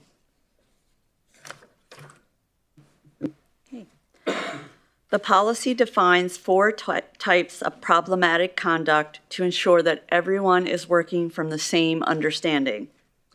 Unreasonable conduct includes behavior that goes beyond what employees can reasonably manage by exceeding the bounds of moderation, fairness, or practicality. Frivolous conduct refers to actions made in bad faith or without a legitimate purpose, or to conduct that interferes with the operations of the municipality. Vexatious conduct involves behavior that is malicious or that amounts to a misuse of municipal processes, including repeated attempts to reopen a matter that has been reasonably addressed without new information. Abusive conduct involves harassment, threats, intimidation, or discriminatory behavior. These definitions help ensure decisions are consistent across departments. The policy applies to all forms of interaction, whether in person, online, by phone, or in writing, and it applies across all municipal spaces and activities, including fieldwork and events. No matter where the interaction happens, employees should feel safe and supported. When employees encounter behavior that's unreasonable, frivolous, or vexatious, they report it to their supervisor with all relevant details. The supervisor reviews the situation and determines whether any restrictions are needed. If so, the director issues written notice explaining the decision, the restrictions, and how the individual can appeal. Abusive behavior requires immediate action. Employees may end the interaction and file a harassment and violence complaint. Depending on the severity, the director may issue a warning or impose a suspension from facilities or services. A confidential investigation follows to ensure the matter is handled appropriately. Restrictions can take different forms, limiting communication to a single point of contact, requiring written communication only, setting time limits, blocking electronic messages, closing matters, or involving peace officers when necessary. Whatever the restriction, it must be reasonable and proportionate and clearly justified. Individuals have 30 days to appeal any restrictions. Appeals go to the CAO or delegated director, who reviews and confirms changes or removes the restrictions within 10 days. Throughout the process, protection of privacy is paramount, and information is only shared when required for safety, investigation, or legal compliance. So what we've done is we've taken a look at our OH&S legislation and the requirements surrounding that, and looked at the benchmarking across other municipalities to come up with the proposed policy before you this evening. Overall, we believe that it provides a balanced and transparent way to manage challenging interactions. It protects employees, supports responsible use of municipal resources, and ensures residents continue to have access to services. Thank you, and we're happy to take any questions. All right. Thank you for the presentation. Councillor Scott. Thanks, Deputy Mayor. And I would just ask, some of the phrases are obviously fairly broad and open to a lot of different interpretations, and some of the language that's used within the policy. I was going to suggest that the policy provide that the CAO have a discretion to provide administrative interpretation bulletins, or that would guide the exercise of the discretion when uncertainty arises. Is that something that makes sense to administration? Through the chair, thank you, Councillor Scott. One of the things that we have talked about in this process is how to implement this and how to roll that out. And that's something that we have talked about quite extensively. Tanya can speak to a little bit of the implementation plan and what we would look at, but I see this as coming from specifically the CAO and the senior leadership team, and then transmitting that throughout the organization so that everyone has a clear and consistent way of approaching this, with correct documentation provided as well. Yeah, and would you need a motion from council to incorporate that, or would you take this feedback away and just run with it? I don't believe, through the chair, that it's required to be embedded in the policy. I believe that that's within the CAO's authority to do so. Yeah, and there's a motion coming up later specifically to that, but and CAO, if you want to comment, feel free. Yeah, through the chair to the question in support of obviously legislative services. yeah, I think this one's driven from the top of the house, and then we'll communicate and roll out a communication plan with the team here to make sure that we've addressed it in the right manner so that it attaches to every employee inside of the RMWB. All right, Councillor Vardy. Thank you, Deputy Mayor. This is a great policy. Thank you to Councillor Bussier for bringing it forward. Something that's blatantly obvious that's missing is how council treats the staff, employees within here. Jade, can you explain to me why we don't see council represented in this policy, please? Absolutely. Thank you for the question. Through the chair, the Municipal Government Act dictates how council members can set their code of conduct. Recently, through the passing of Bill 28, it has released some new provisions of the Municipal Government Act that set out what's called the Councillor Accountability Framework. From here, we'll wait on the minister to impose the regulation, which will dictate to how all municipal councils across Alberta are expected to conduct themselves.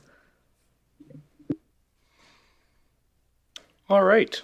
With that, if there's no other points, we will get someone to make the motion, please. Oh, debate? I thought debate was after the motion. It's what it's in here. It is in here, just so we're aware. Yeah, motion first. So, okay, you go ahead. Oh. Come on. Sorry. Okay. Got it.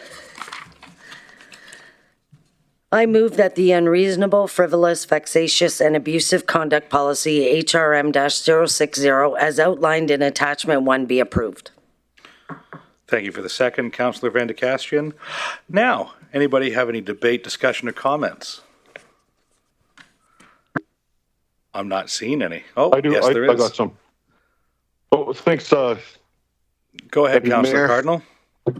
Oh, I'm going to not support this motion, and there's too many rules in the organization to move things forward, and hopefully we could get some support and not move this forward. So, thanks. Thank you, Councillor Bussier, Luana. Thank you, Deputy Mayor Brandt. I will be supporting this motion. I think it's critical that our frontline staff be supported in being able to say enough. We've answered that question. Enough resources have gone into it. This is about, I think mostly, I know it's everybody, but I think of the pulse line people. I think of the snow drivers. I think of the people, taking transit calls, all of those things. And they deserve to be able to put a line in the sand and say, we've answered this question. Enough resources have been put into asking the same questions over and over, and to be supported from the top down in being able to say that. I thank you to Ledge for your work on this. I know I made you go faster than the timeline that you wanted. And I don't apologize for that. I'm happy see how quickly it came together. So I'm very happy further and grateful for the work that you've done on that. And I would, to quote Councillor Scott, I strongly encourage my council colleagues to support this. Thank you, Councillor Bussier. Councillor Scott. Yeah, many message received. Well said. And thanks. I would also encourage people to support this. I think it's a good idea. I would just encourage administration to consider adding some examples in here so that it's not so widely drafted, or you'll be running to the CIO every week to get guidance, which will, I don't know if that's as helpful as just having some examples. It just is an additional suggestion. Thank you, Councillor Scott. Councillor Weigel. Thank you, Deputy Mayor. I'll be supporting this. I think it's huge. From all the way through, the municipal workers are actually one of our biggest voting bases out there, and probably have some of the smallest voices when it comes to actually what's going on. They're frontline workers that know what's going on intricately, what's going on day to day, and probably are subject matter experts that need to be up here talking about what's going on. And as Councillor Luana said, that we want to hear their voice, and there needs to be a line in the sand that they can speak to what they believe versus what they're told, and they shouldn't be silenced to that from council or anybody else. And so I think this is huge, and I hope that more will step up and let us know what's going on, not in a bad way, but just when you're doing the work day by day, you probably have some feedback that will be great. So this is great, and I'll be supporting it. Thank you. Thank you, Councillor Weigel. Councillor Cardinal online. Oh, one last thing. I strongly ask my council members to not move this motion forward. We don't want a bunch of more money going out to people that just can't handle little criticism in the organization, and hopefully we won't pay a bunch of money for a bunch of leaves of absences and waste taxpayers' dollars like that. And I'm not going to support the motion as it stands. There's too many rules in this organization, and all we're doing is creating more barriers and red tape. Thanks. Thank you, Councillor Cardinal. Councillor Allen. Well, I'm going to support this policy because I think we need more rules.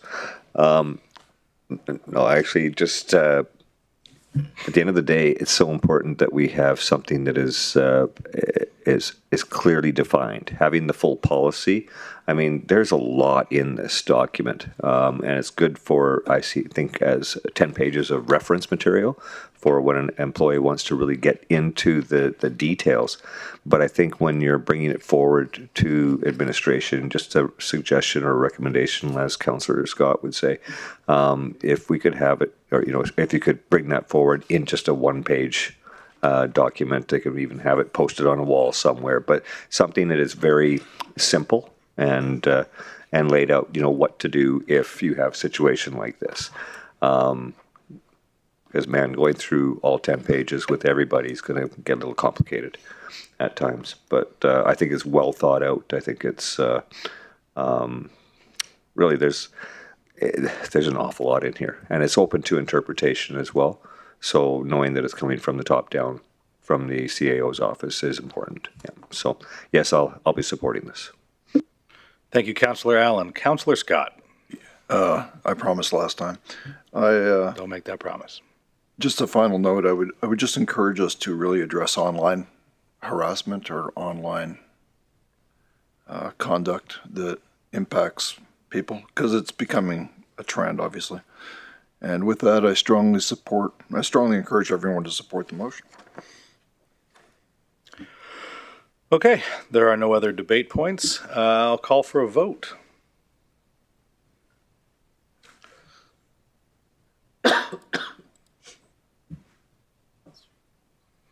Councillor Cardinal online, I don't even have to look to know you're voting against it. Thank you. And that carries 8-1. Next, we're moving on to report on 2026 capital budget council amendments. I'd like to invite corporate services to introduce the report, please.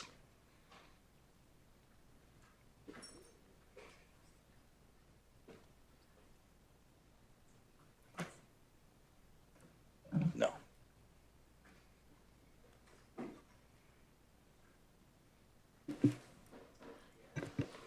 Right after this. Please introduce yourself. Good evening, Mayor and Council. For the record, my name is Rachel Orser, Acting Chief Financial Officer. This evening, I am here to present unidentified capital budget council amendments for Council's consideration. Council is the approving authority for the capital budget, and these proposed amendments, per the provision of Council's fiscal responsibility policy, FIN 160. Administration has identified 6 capital projects that require a capital budget amendment. These projects include the 2026 light equipment additions project. This amendment and the amount of $600,000 is being requested to purchase 2 additional specialized transit buses, including security system uplifting for these 2 units and the 4 specialized transit buses that were acquired under the 2025 light-duty replacement project. The 2027 RES Rescue Boat project, this amendment is to request a revision to the project scope, as through engagement it was identified that operational needs would be better addressed through the purchase of 2 off-highway vehicles equipped with wildland firefighting equipment. To support this procurement and delivery via the 2026-2027 winter road, the project cash flow is being requested to be advanced from the 2027 capital budget to the 2026 capital budget. Administration is also proposing to rename this project to the 2026 RES OHV Additions for Chippewa. There is no additional funding being requested for this project. The Animal Control Kennel Replacement Project, this amendment in the amount of $24,000 is being requested to complete the kennel upgrades as originally planned and is required due to unforeseen cost escalation in purchasing the replacement units. The Ron Morgan batting cage roof and lighting replacement project, this amendment in the amount of $150,000 is being requested to install a new scoreboard, inclusive of a new foundation and structural components at the Ron Morgan baseball facility, and to revise the original project scope to reflect new infrastructure rather than replacement. Administration is also proposing a change in the project name to the 2026 Ron Morgan Park Enhancements. The Sapphire Creek Community Hall construction project, this amendment in the amount of $3,600,000 is being requested to update the existing design for this facility to current code, standard and regulatory requirements, and to account for construction cost escalations, inflation, and market conditions. Lastly, the Site Drainage Improvement Program Design and Construction Project. There is an amendment to request a change to the scope for this project to include all regions of the Wood Buffalo, inclusive of rural. There is no additional funding being requested for this project. Should Council approve these proposed capital amendments, the full budget impact would be a net increase of $4,374,000, which would be incorporated into the 2026 budget and future plan. This would include an increase of $974,000 to the 2026 and prior capital budget, and an increase of $3,400,000 to the 2027 and thereafter future plan. This concludes my presentation, and my colleagues and I would be happy to take any questions you may have on these proposed amendments. Thank you for the presentation. My question comes down to the OHV additions. I remember when that came forward, it was for a rescue boat because apparently the RCMP were not involved in the search for hunters, so we needed a boat. How did we switch from a boat to two OHV additions at the exact same amount of cost? I can answer that. Go ahead. After further engagement with the Fort Chippewa Fire Department, they've convinced themselves and myself that they would sooner utilize the two ATVs rather than people using their personal boats and coming together as a community to search for people and leaving the search and rescue for a different not-for-profit organization. But this boat was for the fire department for search and rescue specifically, if I recall. I'm just wondering how we got $200,000 for a boat that switched to $200,000 for two OHV additions, the exact same amount. That's more what I'm curious about is the cost. I think Jody Butch would be able to answer that because I'm in conversation with him. That was my my awareness from him. Yeah, and through the chair to the question, further engagement that took place with the fire hall while attending the commemorative event of the 10-year wildfire anniversary. And with the Fire Smart program, it was identified that they had enough boat users and boats in the community to support that need, where they would like to pivot in support of fire and future fire awareness programs were to outfit the two OHVs with fire fighting and fire protection equipment in order to service that need was more important versus the boat. And that's why they'd asked to pivot with that cost. Thank you for that, CAO Boudelier. I also remember going to the fire engagement in Anzac, where we learned that the firefighting equipment, the OHS additions, were too heavy to really do much else, if I recall. They were not actually able to do the things they were looking to do. Is that going to be a similar problem in Fort Chippewa? Through the chair to the question, as I understand it, is the lifts and the newer model that are equipped with that equipment are better to service that need without the weight requirements of past gear, as I understand it from Chief Butts, who's not in attendance tonight. We do have RES here, though. We have Kelly. So if anyone else I wants will to speak direct to it. that to Kelly if maybe that we can. Through to the question to the chair, there's a couple of different ways that we can provide the firefighting requirements. So there is the ability to embed it in the cargo space of the OHV and or in a trailer model. So those items haven't been finalized or determined on the style of what's going to be most appropriate for the trail size and the terrain of the Fort Chipewyan area. So we can sort out through that, and then that also allows us to either remove the cargo for a firefighting aspect versus a search and rescue or a backcountry work. So there are some flexibilities there. Okay.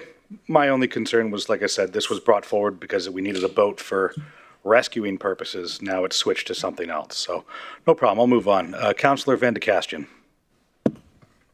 Thank you, Deputy Mayor. Not to beat the OHV thing to death.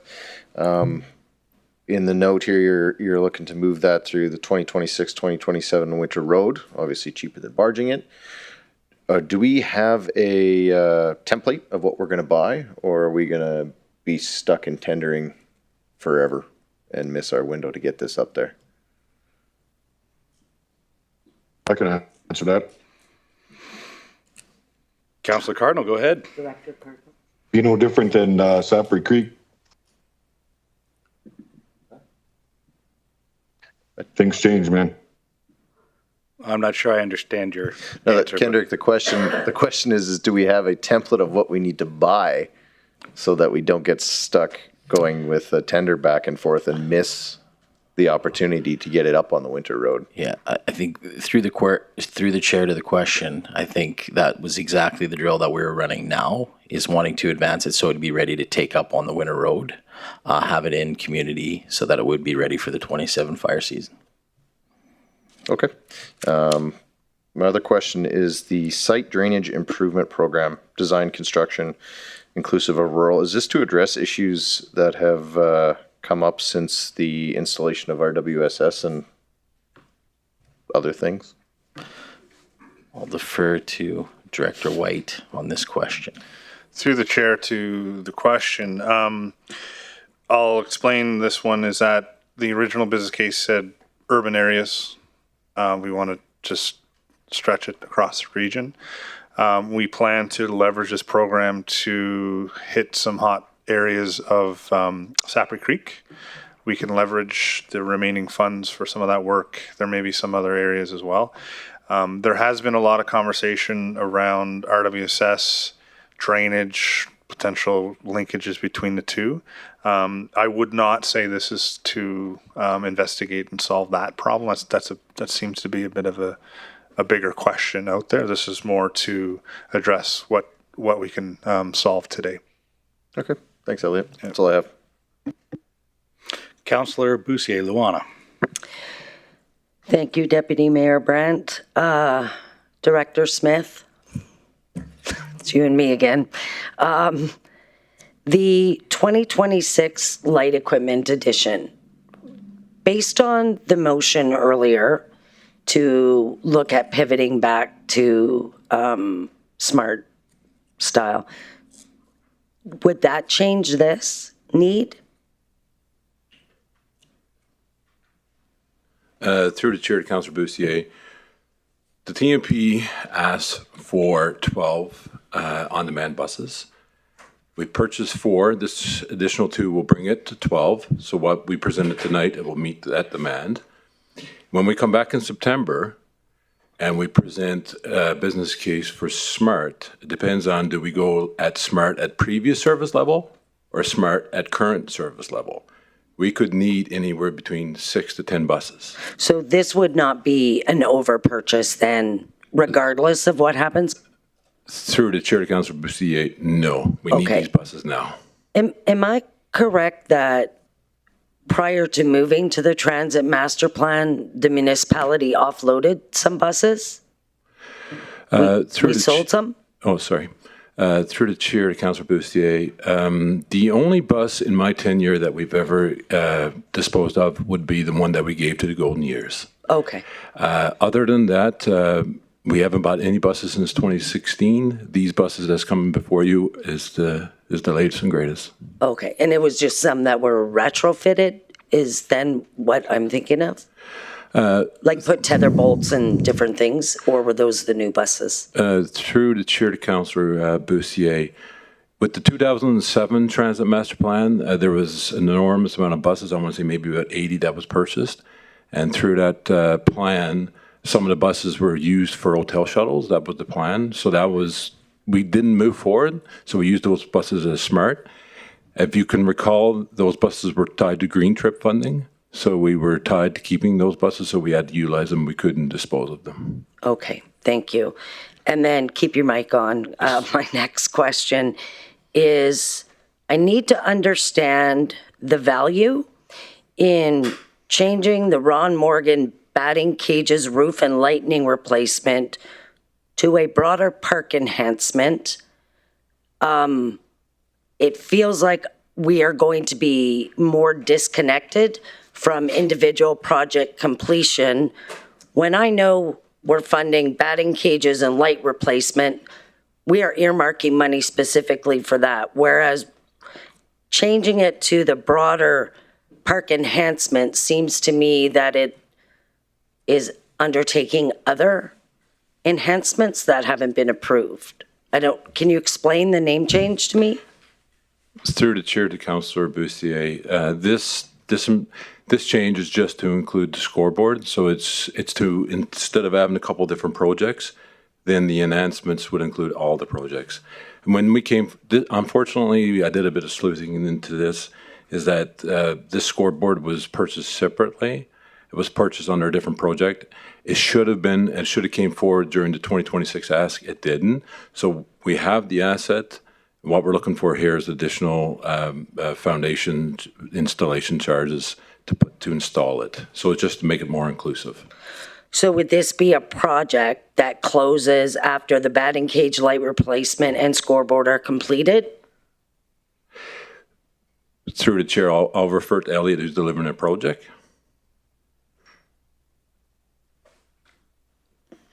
The intent to deliver, to the chair of the question, the intent is to deliver this whole thing together. Yes. As one project. So, the way we procured this was, we made the scope that you're approving today is optional. So if you decide not to approve it, then we can put it off to the side and not approve it and move forward with the roof and lighting only. If you choose to approve it, then it's one project. But we have a playground replacement project program that just goes on and on and on. Yep. And there's stuff that goes on that it just fits under there and we don't hear about. This is going to end. We're adding the scoreboard. That's what the name change does. Is the scoreboard is correct? Added. 100%. We're not interested in adding scope and introducing scope creep. The scope that we've identified here on this document presents a scope. It's roof, lighting, scoreboard, and the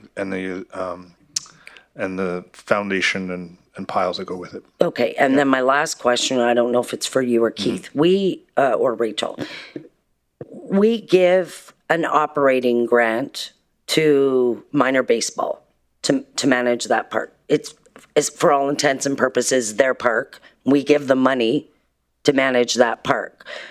How are we differentiating between what we ask them to pay for and secure grants for and what we pay for?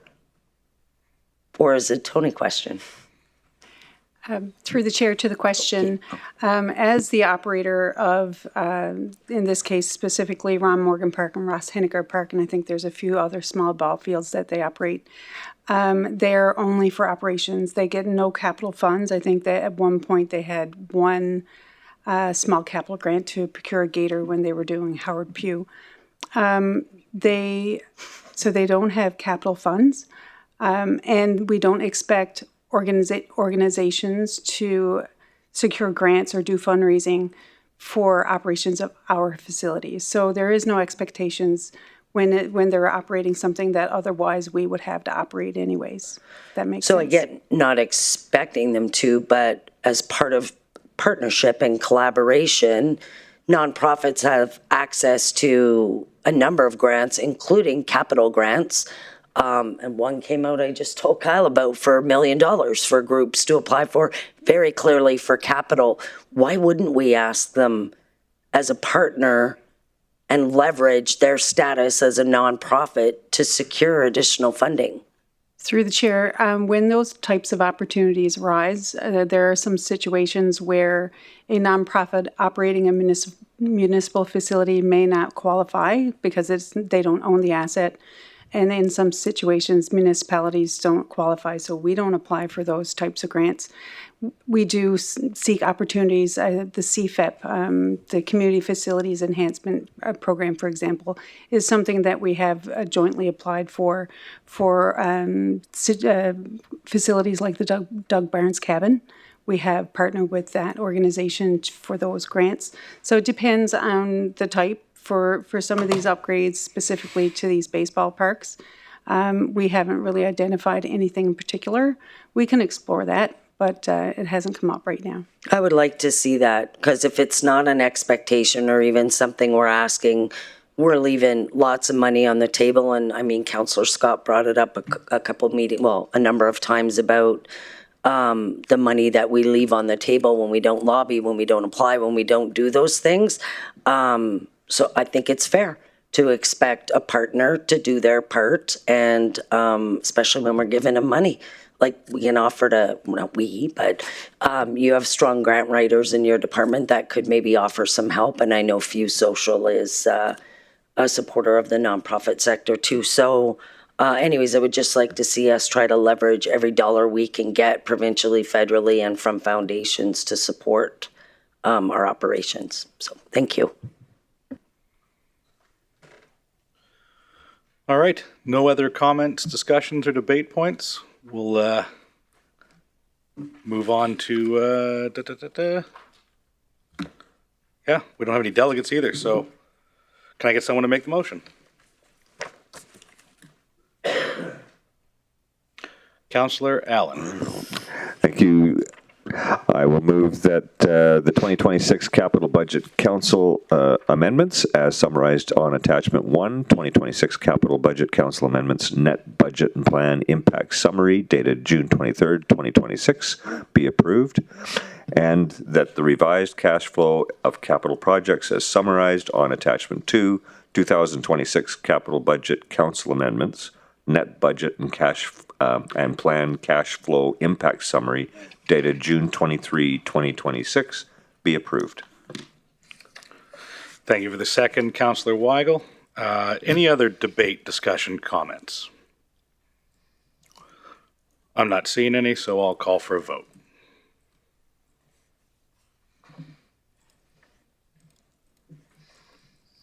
Councillor Cardinal online, voting yes.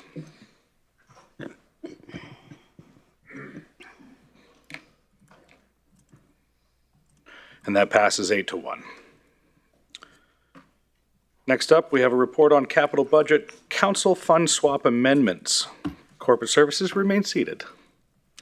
Thank you.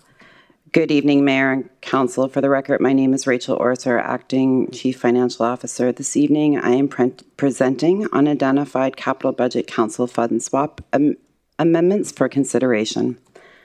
Council is the approving authority for the capital budget, and these proposed amendments per the provision of Council's Fiscal Responsibility Policy, FIN 160. Administration has identified funding swaps for 7 capital projects for consideration. These include the Anzac Walking Path Expansion and Enhancement Project. The amendment is to propose applying $2 million of the Local Government Fiscal Framework, or LGFF, grants 2026 allocation to this project, and to reduce the Capital Infrastructure Reserve, or CIR, funding currently allocated to this project by the same amount. The Northside Twin Arena Design and Construction Project. This amendment is to propose applying $8,974,675 of the LGFF grants 2026 allocation to this project, and again to reduce the CIR funding allocated currently to this project by the same amount. Next, we are proposing that for the rural water sewer servicing construction project, that we apply $3 million of the LGFF's grants 2026 allocation to this project, and again, reduce the CIR funding allocated to this current project in the same amount. We are also proposing that for the waterfront park project, the amendment, applying $4 million of the LGFF grants 2026 allocation to this project and to reduce the CIR funding allocation by the same amount. For the conventional bus replacement 2025 to 2032 program, administration is proposing an amendment to apply the 2026 allocation of the Canada Community Building Fund grant in the amount of $6,320,631 to this program, and as a result, we would reduce the CIR funding allocated to the project currently in the same amount. For the Sapphire Creek Trail Rehabilitation Project, this amendment is to propose reducing the amount of the Investment in Canada's Infrastructure Program, or ICIP grant, currently allocated to this project by $111,469, as it was identified that there were insufficient eligible expenditures incurred after the grant was approved for this project to fully utilize the available funding. Approving this fund swap would result in an increase of the CIR as a funding source allocated to this project in the same amount. The Sapphire Creek Bridge Replacement Project, with this amendment, for that same $211,469,000, we would propose to apply that remaining portion of the ICIP grant to the Sapphire Creek Bridge Replacement Project, and to ensure that we can fully utilize the grant, and as a result, we would see the CIR funding currently allocated to this project reduced by the same amount. Should Council approve these proposed funding swaps, there would be a net decrease to the reserve funding source to these projects in the amount of $24,295,306 to the 2026 and prior capital budget. Administration is recommending that full amount resulting from these proposed amendments be approved to be reallocated from the Capital Infrastructure Reserve to the Asset Management Reserve. This concludes my presentation, and I would be happy to take any questions you may have. Thank you for the presentation. Any questions from council? I'm not seeing any. Do we have any delegates? We do not. So can I have someone make the motion, please?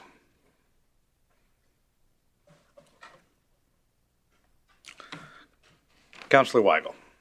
Thank you, Deputy Mayor. I move that the 2026 Capital Budget Council Fund Swap Amendments, as summarized on Attachment 1, 2026 Capital Budget Council Fund Swap Amendments, Net Budget and Plan Impact Summary, dated June 23, 2026, be approved, and that the revised cash flow of capital projects, as summarized on Attachment 2, 2026 Capital Budget Council Fund Swap Amendments, Net Budget and Plan Cash Flow Impact Summary, dated June 23, 2026, be approved, and that the revised funding sources of capital budgets, as summarized on Attachment 3, 2026 Capital Budget Council Fund Swap Amendments, Net Funding Source Change Summary, dated June 23, 2026, be approved, and that the $24,295,306 resulting from the 2026 Capital Budget Council Fund Swap Amendments be approved to be reallocated from the Capital Infrastructure Reserve to the Asset Management Reserve.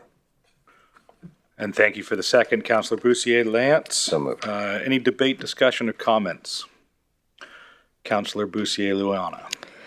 Thank you, Deputy Mayor Brandt. I just want to say thank you very much to the team that's involved in terms of using the grants that we've got. I know I'm like a broken record about grants, but I know we've also lost money in the past from not using grants and been at risk of losing money. So it's awesome to see this delegated and being used so it can be reported on. So thank you to you and your team and whoever else is involved. I know it's probably a lot of departments and CAO, so thank you for that. Anybody else? No one online? All right, with that, I'll call for a vote.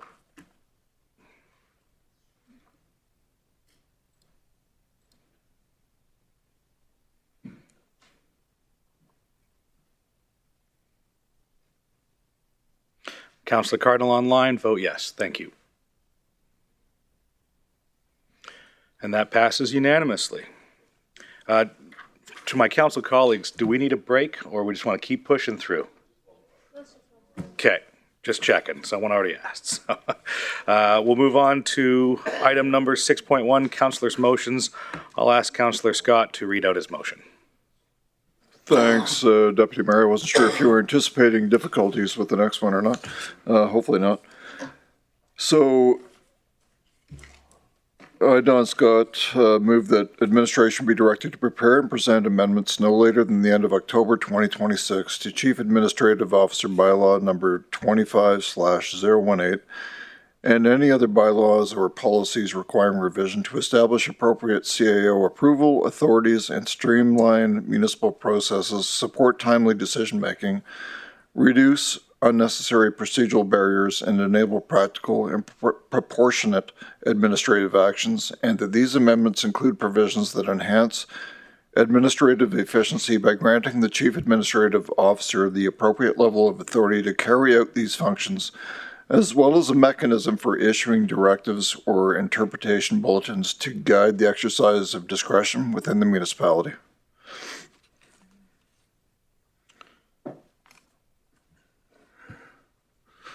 Thank you for the second, Councillor Van de Kastian.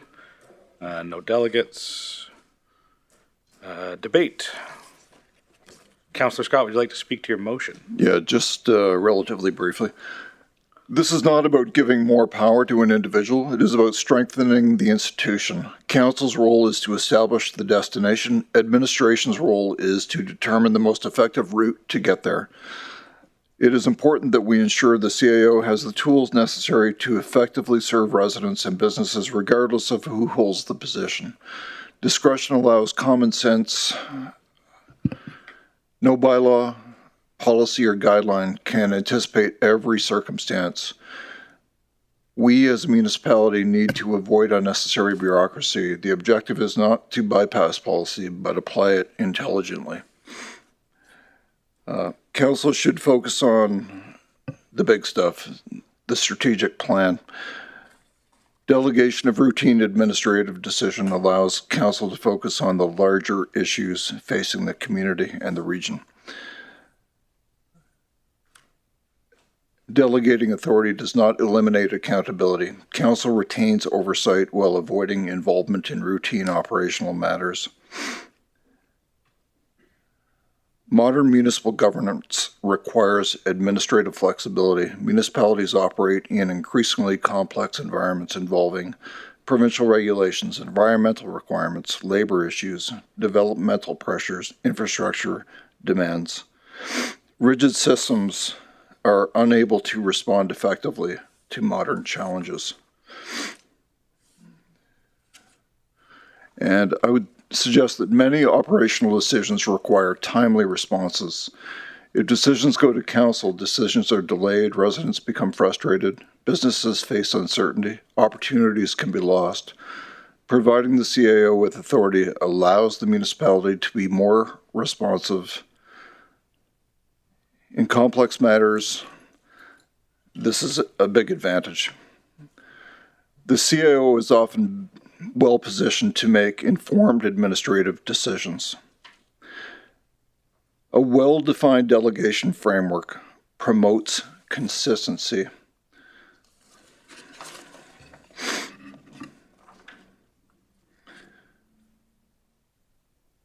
Without administrative discretion, similar situations may be treated very differently. Applicants may receive different outcomes in similar circumstances. Decisions can become political.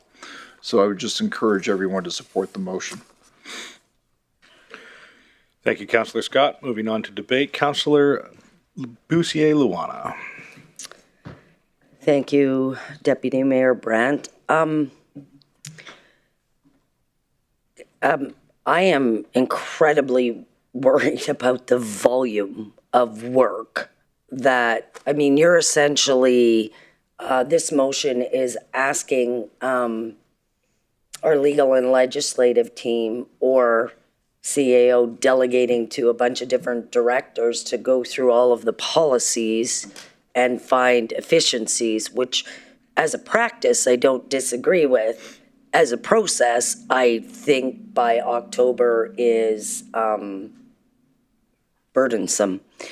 So I'm wondering, Councillor Scott, if you would be open to attaching some dollar value to it so our CAO can get a consultant, a contractor. I'm not, you know me, and I'm not a big fan of it, but I think in this case we are going to be halting a significant chunk of our organization's work if we don't attach some support to this through a consultant or contractor, whatever we call it. Yeah, I would just suggest that it be if administration determines it's necessary. But yes. They'll determine. It's an abundance of work. Can we leave that with the CAO or give a threshold of up to, you want me to just? Yeah, I'm flexible. CAO, do you want to weigh in on what might be an appropriate amount? Do a class B or something about what a consultant's going to be. Yeah, through the chair to the comment, I'm certainly comfortable with taking that away and bringing something back to council, and happy to take that on as a responsibility of CAO office. Yeah, if we can do. So do we need to, Jade, do we need to amend that Andrew can go away and come back with an amount, or just? Okay, perfect. Thank you. Thank you, Councillor Bussier-Luana. Councillor Allen. Yeah, I quite agree with Councillor Bussier that we just had a new CAO bylaws passed in May of last year, and I'm not sure that our CAO has been in the chair really for a long enough period of time to really feel comfortable about what changes he would like to see. He's still got in the bylaw, or what's going to help him to expand that role and give him a little bit more leeway. But I mean, we typically are following the MGA every time. We're amending the CAO bylaw in order to free up council to focus on the larger governance model and allow the administration to do their work with good strong guidelines. Perhaps I think Luana might be correct in suggesting an independent contractor that is not part of our municipal structure here that can take an objective look at it and do a comparison against other municipalities and what is the best practice, and within the defined Municipal Government Act that has been, and Bill 28, what is going to be the most appropriate structure to make us effective as a team. And I think I'm not sure that we could do that by October or not, but I would certainly leave that flexible with the CAO to come back to us later and say, look, I think we're going to need some more time let's bring this back in the spring, or whatever it's going to take. But anything that is going to help make us more effective as a municipality, I'd be supportive of that. Okay, thank you so much, Councillor Allen. Councillor Bussier-Lance. Yeah, thank you, Deputy Mayor Brad. Just a question from my colleague, Councillor Scott.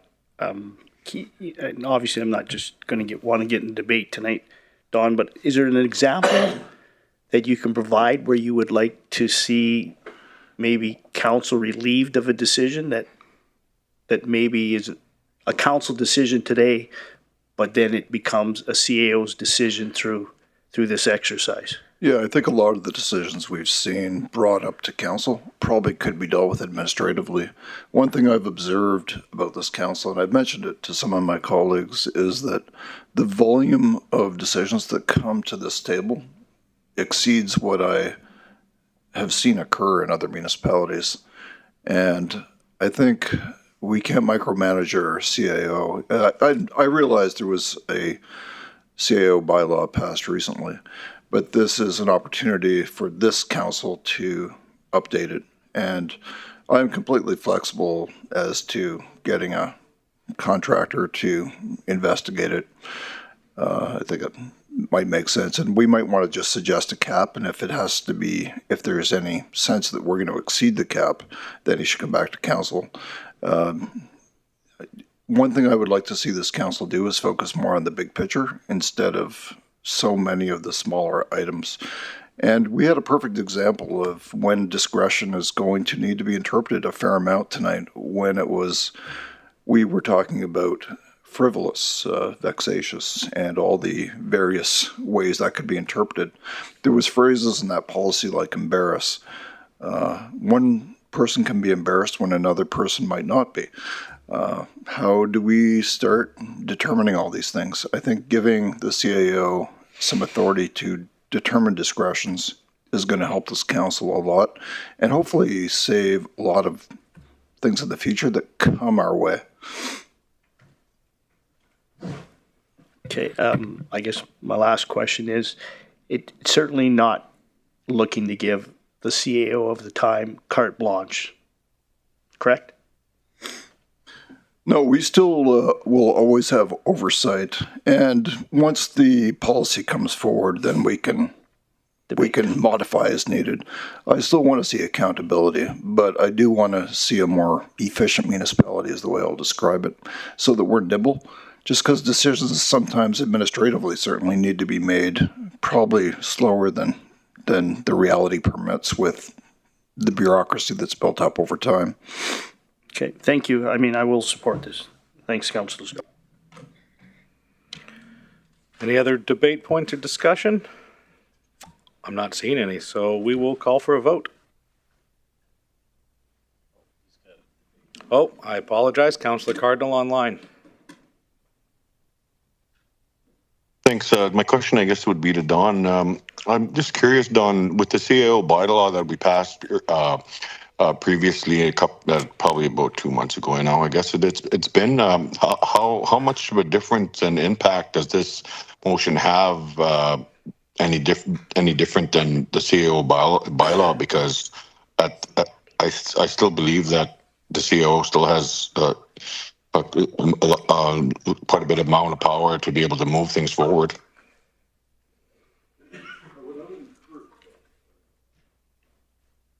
Press it again there, Don. Sorry. There we go. Yeah, thanks for that, Councillor Cardinal. What I would encourage is for us to consider, even though it was recently passed, that was another council, and we do inherit a lot of things from previous councils. I fully understand that. But this is such a significant bylaw, and this should be our council's decision because our CAO is our only employee. This is the one we need to adopt ourselves and take responsibility for, this council. I know that we could inherit the previous one and live with it, but if there's changes that need to be made, then we as a council should make those changes, and our new CAO should weigh in on it, or this council. Yeah, through the chair to the comment. I think aligning with Bill 28 certainly makes a lot of sense in the MGA change that's coming in the fall. So getting aligned with that and ahead of that, I think makes a lot of sense for mayor and council. And so I'm very supportive of the endorsement to move forward with creating some space for administration to maybe faster act on things that are required of mayor and council in our community. Maybe give me an example, CAO, if you don't mind. Well, the insurance refund, that could have went out via email and it could have made the decision administratively to accept that refund from insurance, but it had to come back in front of council. Those are examples, I think, that, administration should have the ability to make the decision on behalf of the organization in a collections manner. So that's a small one, Councillor Cardinal, but I think those are ones that, start to move the pace of play with regards to volume. That can be hindering. And then long agendas and long agenda evenings, I think we got to be more disciplined in how we bring that forward to this room. Thanks. Thanks, CAO. I guess back to Don, Councillor Scott, talk about more high-level stuff and stuff about not going into the weeds. You feel that, we go into the weeds a little bit on some of this stuff when we go into administrative stuff? Sorry, I keep doing that. My apologies. Yeah, I think councils have a tendency to do that. And I understand there's been some turnover in the CAOs with the previous council. Now I think we're in a period of stability. And part of a stable period is having a CAO bylaw that reflects that stable period and shows a level of trust, but still oversight. So I would certainly encourage everyone to support this. I got one more question there. Maybe this could be answered either to Councillor Scott or administration. I really did like Councillor Boussier's addition to having a number, because I don't think that we could make big, huge decisions without us going into the public. What's your take on the requested amendment there? Yeah, the CIO did indicate he was willing to bring it back, but if I had an alternative suggestion, it's that we put a cap, and if the cap is exceeded, that then it would be brought back. Just that prevents one more decision coming back to council, and we could trust the CIO to run a process that's fair and in alignment with CIO policies. So if I had to pick a number, I'd pick the number 200,000 because it aligns with our lobbyist policy, and this is kind of a comparable approach to lobbying. And I would think of it as a similar, maybe more amount of work, but at least it should be in the right range.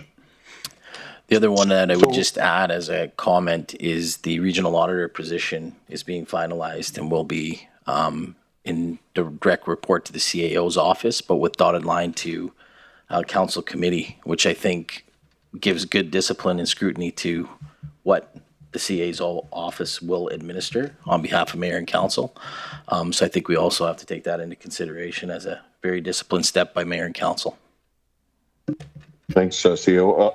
I'm in strong support of deferring the matter and having you come back with some clear indications on numbers and a path forward. But I think the public also needs to hear what we're doing, and if it's going to be moving forward for our next term and us making decisions behind the scenes, that the public also needs to hear that as well. So I'm okay with deferring this, but I don't think I'll support the motion as it stands right now, if that's okay with you, Councillor Scott. Sorry. Yeah, I fully understand. I'll just move the motion forward, but if Luana or anyone else wants to bring a specific amendment, friendly amendment, I'm open to that. Councillor Boussier, Luana. Thank you. What is your current threshold for expenditure approvals? 75K. Can we just leave it at that? He can come back once it's gotten. Deferring it is going to delay it, and I think the timeline's already tight. I was whining to Stu how long it took me to just go through an agency and redo policies. This is a heavy task. So yeah, if you're comfortable with it, well, if Don's comfortable, but if you believe you could get started, Andrew, then I would just invite the CAO to weigh in, and you could always come back and ask for more if it Yeah. exceeds. Yeah, Agreed. if You I'm going to comfortable? exceed, yeah, I'm comfortable to keep proceeding. Yeah. Okay, perfect. Thanks. Okay, if there's nothing else, I'm not seeing any. Call for a vote.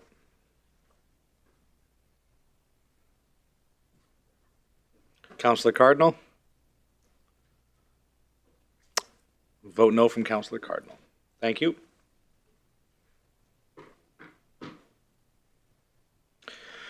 And the motion carries 8-1. So I'll say thank you, everyone, for allowing me training wheels and patience with me today. And a big happy birthday to Councillor Stu Weigel. Yay! And thank you, everyone, for attending the meeting tonight. Really appreciate it. Marcy Cho, thank you. And that closes business for this evening. Thanks, Councillor Brandt. Good night. Adjourned.